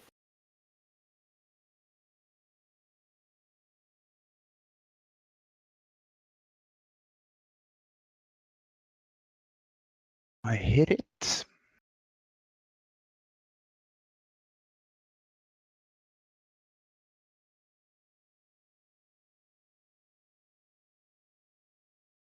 Oh, something went wrong. Sorry.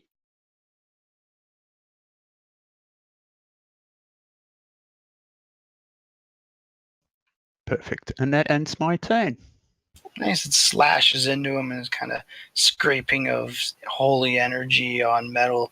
It is pretty much soundless and appears to ignore the damage for the most part. Alright, I am going to move over here and transfer my hex over to Dark Life Figure 10. Get that applied. And then I will Eldritch Blast it again.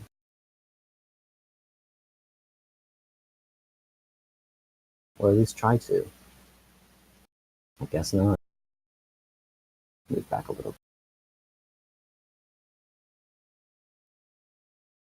Okay, Shame is going to try and defend Tuiden again, attacking the undead creature with its hooves.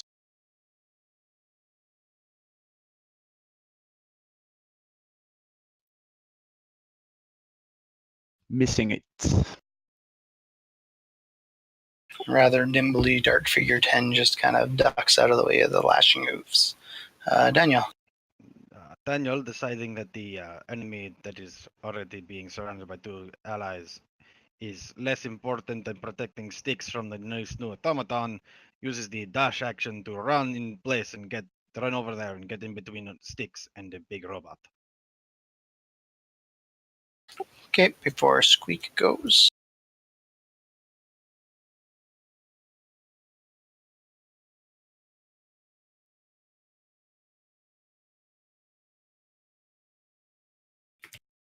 Another one of these automatons pushes its way past the first one, its glaive held high, and makes its way out. It will. Let's see how intelligent you are.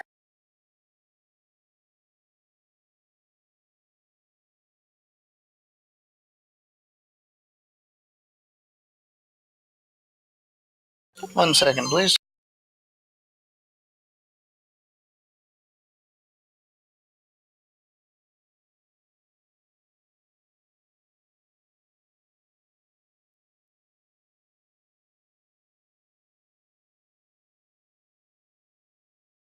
Some weird shit.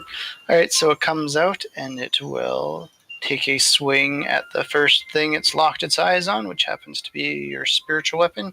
You have your spiritual weapon stats, right? It's not targetable. I thought they were. Alright. He will still take a swing at it, whooshing through it. Seeing that it is non-responsive, it mechanically kind of gyrates itself over towards Danielle, bringing its glaive back around.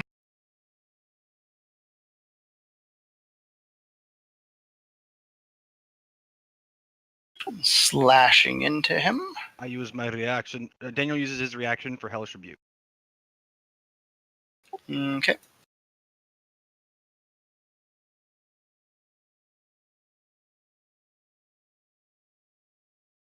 Alright, so there's this flare of hellish energy that kind of engulfs the front of the automaton. Go ahead, Squeak.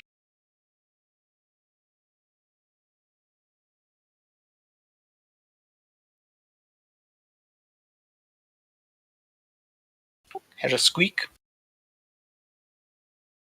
Yeah. No, do their turn.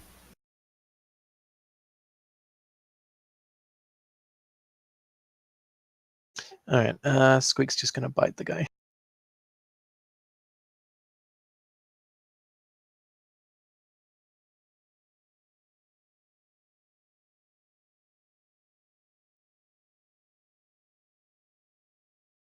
Haru's just gonna shoot the guy.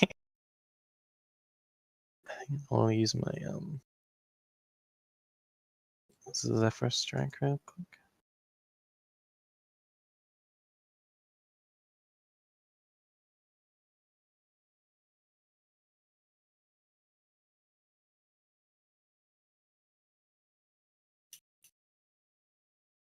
Nice arrow screams by the lockdown jaws of Squeak, who is currently ravaging it, and smashes into it for a goodly sum. Squeak's gonna use his reaction to bite him again. Okay.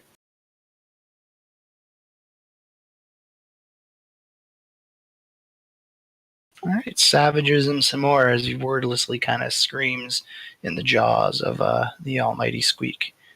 Sticks. Okay, Styx is going to bonus action disengage and run over here. And he's going to take a shot at the automaton 1.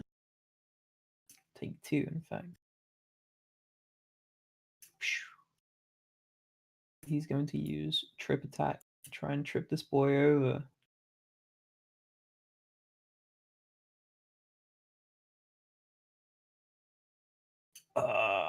Whew. Okay, and he's going to fire off again. And Unfortunately, this adventurer did not take an arrow to the knee and continues marching on. just a normal fail. Yeah, just a miss. First one slams into his knee, kind of buckling him a little bit. The second one just shrieks out and smacks it harmlessly into the tower area. Area seeing the dark-clad figure 10 still standing, not really having good line of sight on everything else, takes another crossbow shot.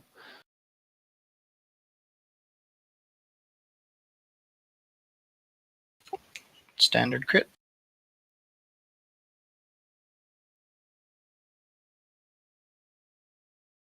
And moves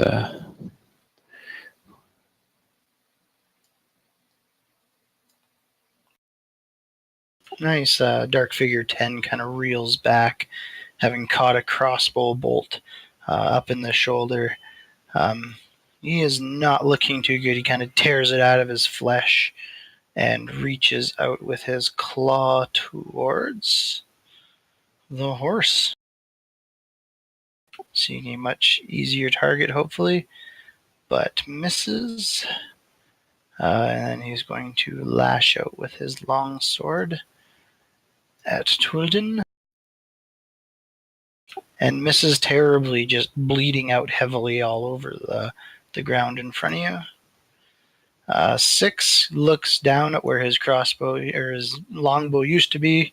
Still can't find his long sword, as everything is AWOL, so instead turns his claws towards Squeak. Misses as the panther kind of lithely dodges out of the way. And lashes out again with his empty hands. Oh, I keep forgetting it's supposed to be a disadvantage, so we'll just roll that again quick. Hits regardless. Squeak feels his life force kind of being sucked out of him as the claws dig into him and kind of steal parts of his energy. You do see anybody close enough. Styx isn't really paying attention to Haru and Rawl and Squeak. The flesh knit together upon the dark-clad figure. Glaive Knight Automaton 37 turns his gaze towards Daniel. You see him almost wind himself up. There's this weird whirring noise, and he appears to be moving almost at a much quicker pace. He lashes out at you with his glaive.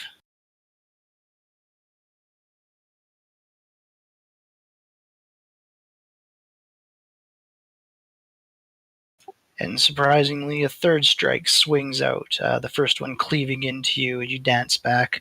The next two kind of falling in rapid succession into the dirt. Ral.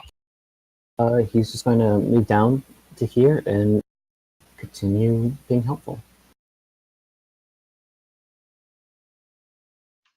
Okay.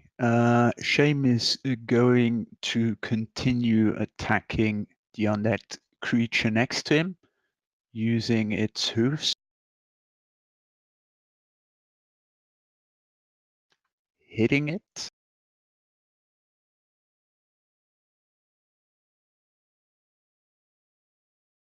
And that ends its turn. And he tramples him into the dirt, stomping all over number 10. Styx.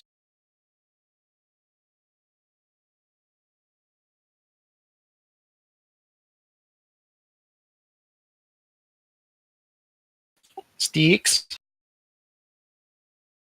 Is that Cat? Cat just went AFK. I didn't see that. Alright, Haru, you can go. When Styx comes back, he can have his turn. Okay, I'm just gonna shoot the dude.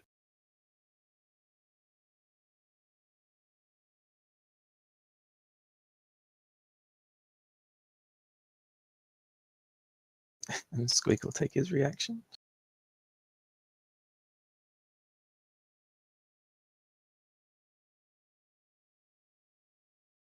Okay. This is fine. Yeah, I'll just drag that on him. Alright, you plink him with another arrow as Squeak just tears into him, and the combined effort of the two of you, he quickly falls as Squeak savages the life out of him. Proud of you, Squeak.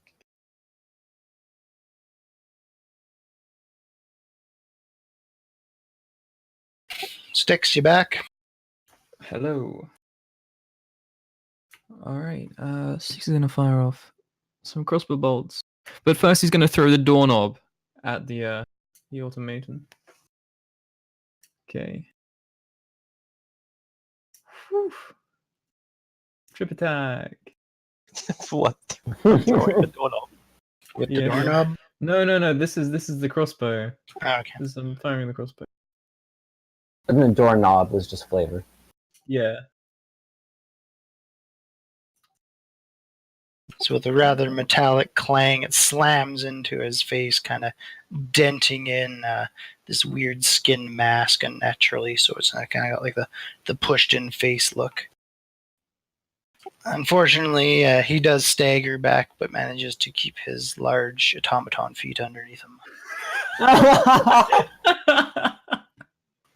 Just standard.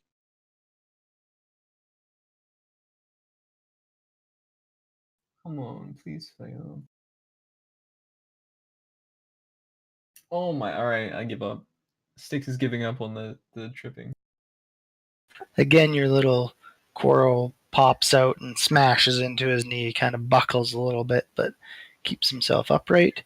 And your third one just clatters harmlessly into the side of the tower.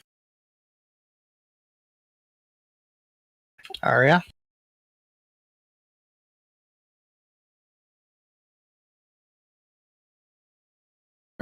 Okay, so I'll move this way towards them a bit. Seeing them there, can I see through the door into the tower right now? Into the south one. No, into the east one. Very slightly, but there is a large automaton that is almost bigger than the door, kind of currently standing in front of it. Okay, so what I'm trying to do is cast Shatter. Okay. And so, but I want to try to get it as far a point towards the tower and only with them in it as possible. So would that be doable, or is that, does it have to be closer? As long as it's within your range there, I'm just going to see.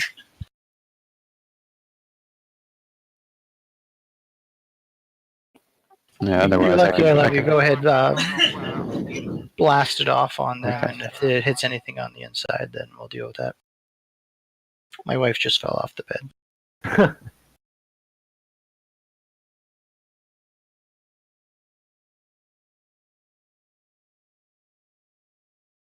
You still have Dark-clad Figure 10 targeted.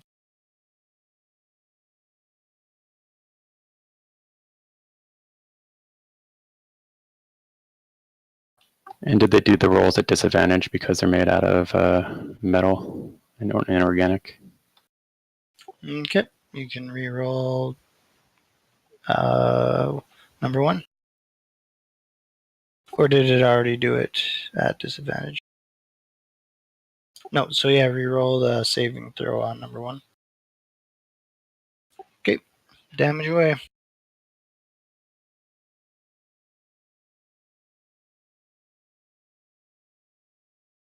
Nice, so there's a cacophonous boom as part of the wall kind of buckles and explodes. Everybody's being peppered with rocks and stuff. Squeak's just gonna dance around sticks here.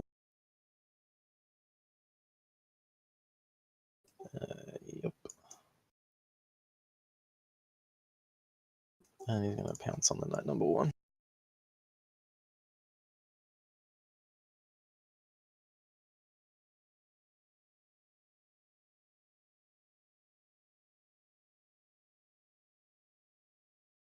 He's fine. All right. Usa will move up to right here. Is she able to get a clear sight on the automaton 1? Or would that be at -2?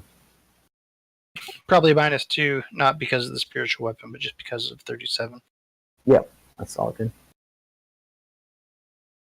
To bring her hex over to them.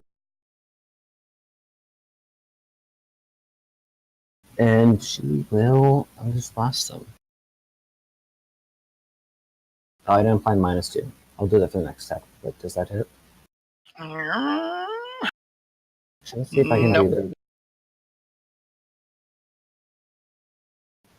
Alright, cool. Future reference.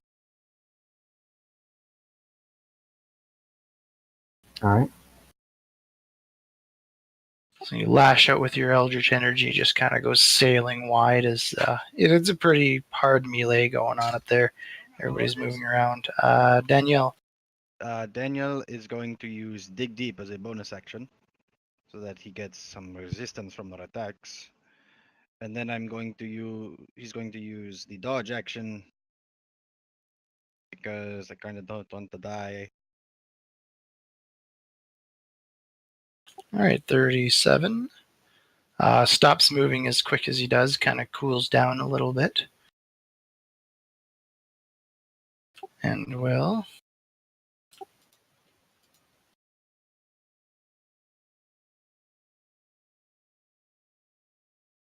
suddenly whirls himself around. His glaive, just a flurry of whirlwind-like activity. Oh, I forgot to drop it on.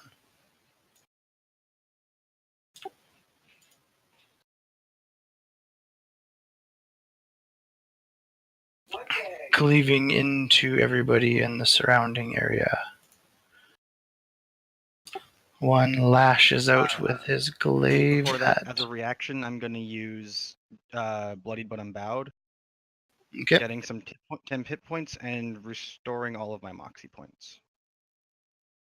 That's it. Okay, give me 1 sec, please. Sure.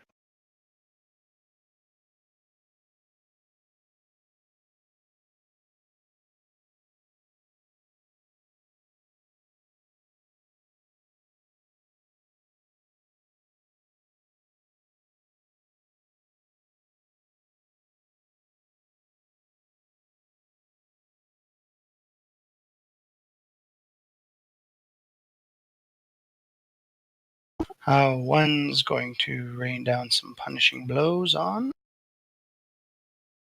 Want to be high or low, Daniel? Hi. On Daniel.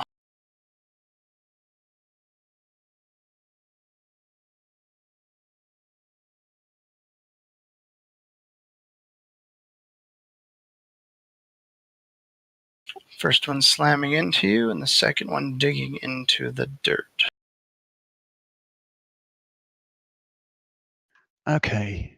Tuidin is going to use his bonus action so that the spiritual weapon, which is a rusty brown dagger, by the way, the symbol of Tempest, attacks the Glaive Knight number 37.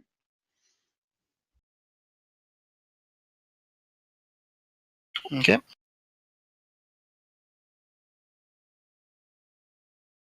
Misses it. Then he's going to drop his backpack and move, use the dash action to rush over to the others.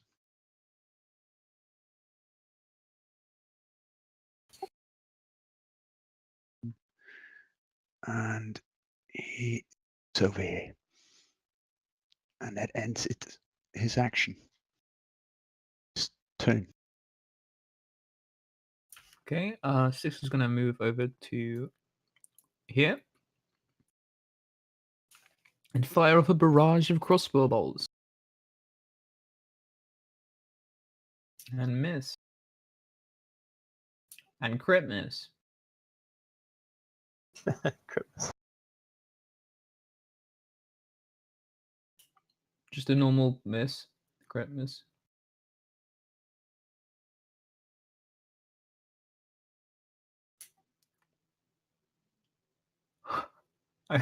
I hope it was. That was, it Yeah, seems like a sorry, normal just miss. regular. I'm hurriedly getting dressed because our thing that we're supposed to do in an hour is supposed to be happening now, apparently. So I'm in a rush now. He will fly down here and help. Okay. Shame is just going to follow Tuidin. That's all.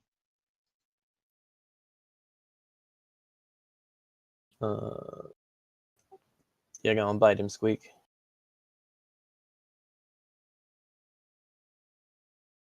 Or not. I move right there to the side of you, and I will Sloss.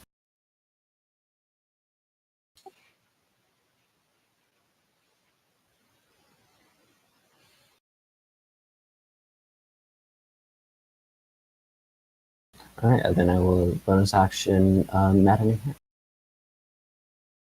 So with this weird rattling and shrieking noise, holy crap, fiendish fine. What the hell is it? Maddening Hex. It's a warlock thing. Oh, okay. So you blast through Automaton 1, who falls clattering to the ground. Did that many hit points dead? Jesus. Okay. You rather quickly tear through the malformed knight and his more superior looking sidekick. He's dead. Twilladin. Okay. Tuidin is going to rush into the tower. So that be 1, 2, 3, 4. That's 5 squares. You And can't move through enemies. Well, one of them's They're dead. they're dead. The 37 is in the doorway, though. He's just a body. He's be considered difficult terrain. So 1 second. Oh, they're both dead from that? If you look farther to the right there, Tuladin, you'll see little sections opened up. Yeah, I'm already on it. And I'm going to move 1 more square downwards. And as a bonus action, my spiritual weapon will follow me. Okay. Could you move it right next to me? Would that be possible? Yeah, you should be able to drag it around. It's just a token. Perfect. So as you kind of push into this dimly lit interior, you see to the north there is a forge set up. There's a whole bunch of stuff you just kind of take in at a glance, but in the middle of it all on this table is this much larger, dark metal looking, automated, just quiet being that is laying there on the table. The other side of it, you see Nim, who is hurriedly fiddling and playing with stuff. Okay, I'll drop my sword and throw a javelin at Nim. Okay, the thing's prone, so there's no minuses. It's just a distance thing. Okay, perfect.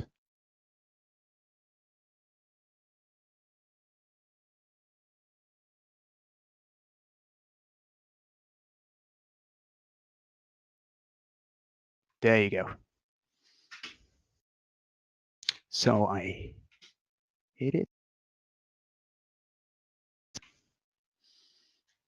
Is it not the disadvantage? What's the distance on a spear? On a javelin? Don't know. 30, I think 120. it's like 30. 30, so that would be disadvantage. Shall I roll again?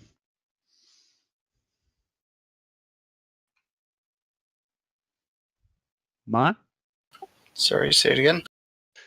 Apparently it was with disadvantage due to the distance. Shall I roll again? A second dice. Yeah, just Sorry. roll it again. Yeah, I'll roll it in the open.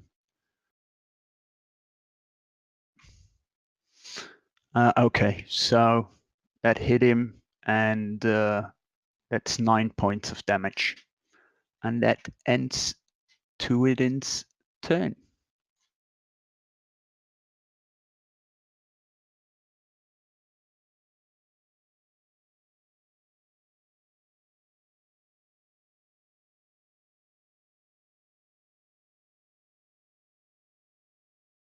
Haru? Alright, well, I saw Tuatin run in there and I heard the clang as a spirit weapon came in there, and I heard the nothing else, I guess, as this dragonfly didn't make any noise. I'll probably just go in there anyway.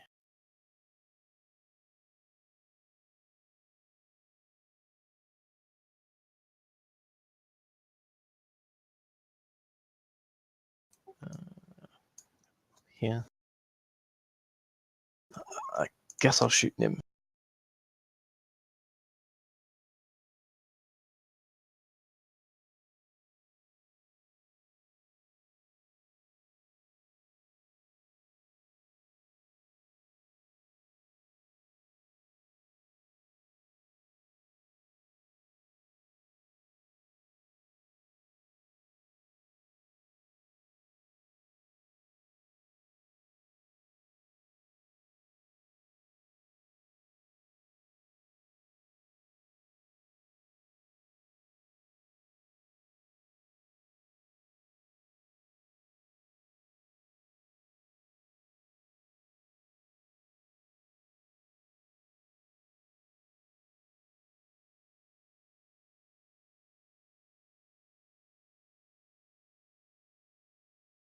Okay, we'll just mop this up quick. So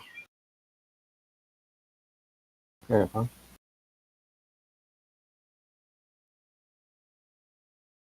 It's one of the NPC's turns. area.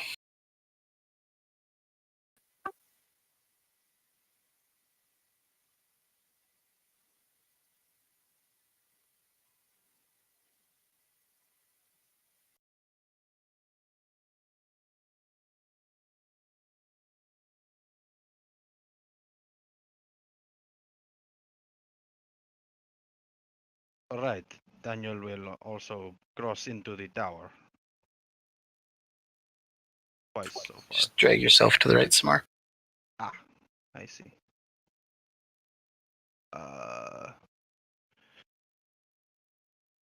And from here,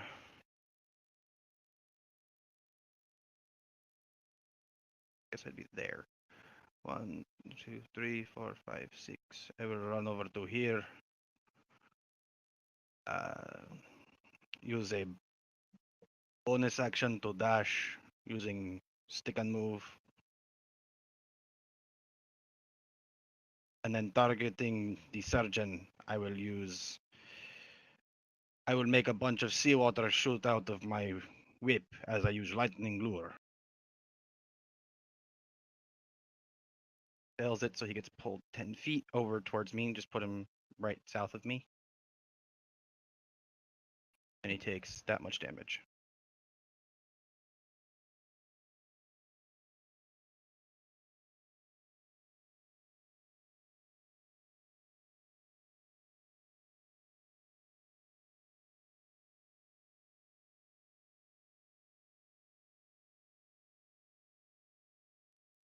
After that, my turn is done. Alrighty, Nim lets out a shriek, seeing everybody invading his space.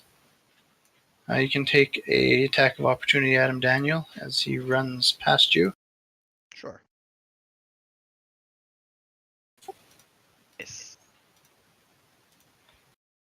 He runs over near the forge and throws something into the fire. There's this huge blast of superheated steam and flame that like blows out, engulfing the majority of the room.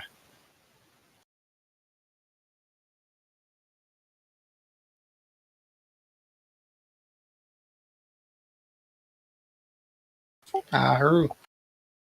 Alright, I'm gonna think up here and take some cover behind whatever the heck these are. Shells. I'll peek over the top and let a shot off at them.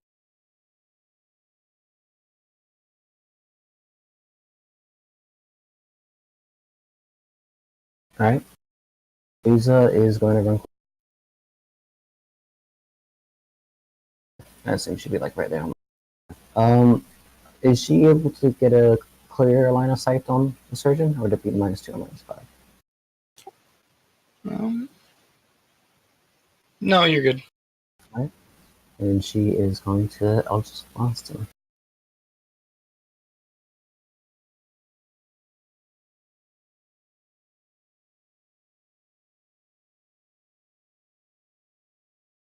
Area.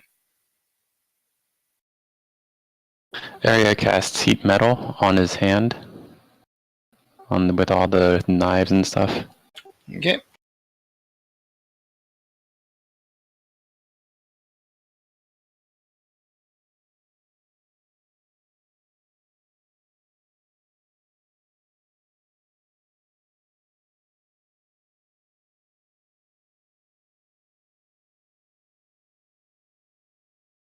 Okay, and it still takes damage from the, just doesn't get a disadvantage, right? Mm-hmm.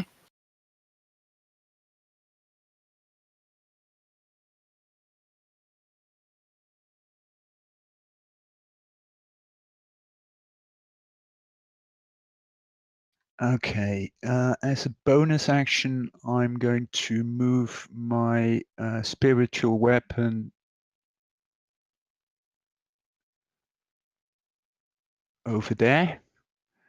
And then I'm going to move myself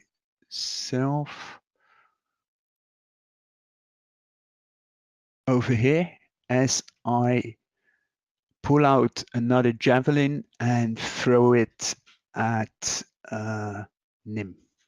Okay. Is that a regular roll? Is there Yeah. any? Nope. He's just there and you're just there. Standard roll. As I hit him.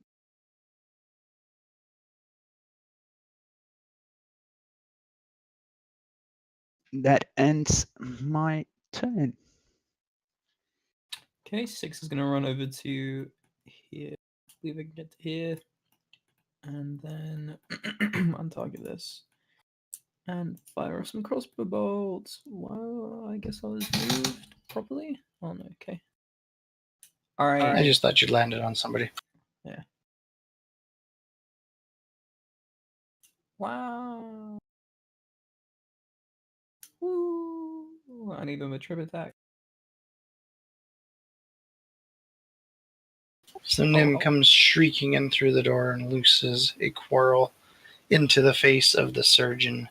He lets out this weird kind of shriek and drops to the ground, quickly putting a big pool of blood.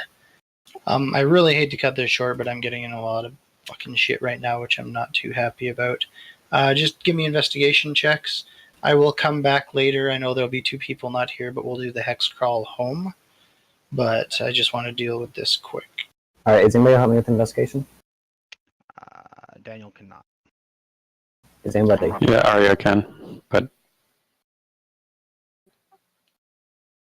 Oh, God, I only got the wrong thing. Okay, you guys kind of fan out, gather up the provisions and stuff. The Dark Automaton in the middle is mainly finished, but he didn't have enough time to activate him. Anyway, so he's actually in a couple pieces, and then as you look at it, the way it's going to work is you guys can all roll a D100. There's only going to be one winner, and that winner can choose out of either the Adamantine Scale Mail, the Gauntlets of Ogre Power, or the Cloak of Protection. So those are like the components of this machine, but only one's going to be salvageable. God damn it, Sticks.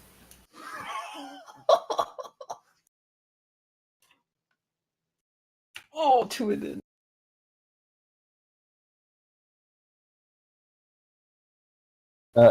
One more roll? Am I missing a roll? Nope, that's it. Okay, Tuadin, you can choose either the Scale Mail, the Cloak, or the Gauntlets. I'll be on Discord kind of as we're driving into town. I'll deal with all the loot and all that. I'm really sorry about the end here, but this is out of my control, and I'm just kind of tired of getting yelled at right now. Yeah, So. it's all good. thanks, Mark. Perfect. Thank you.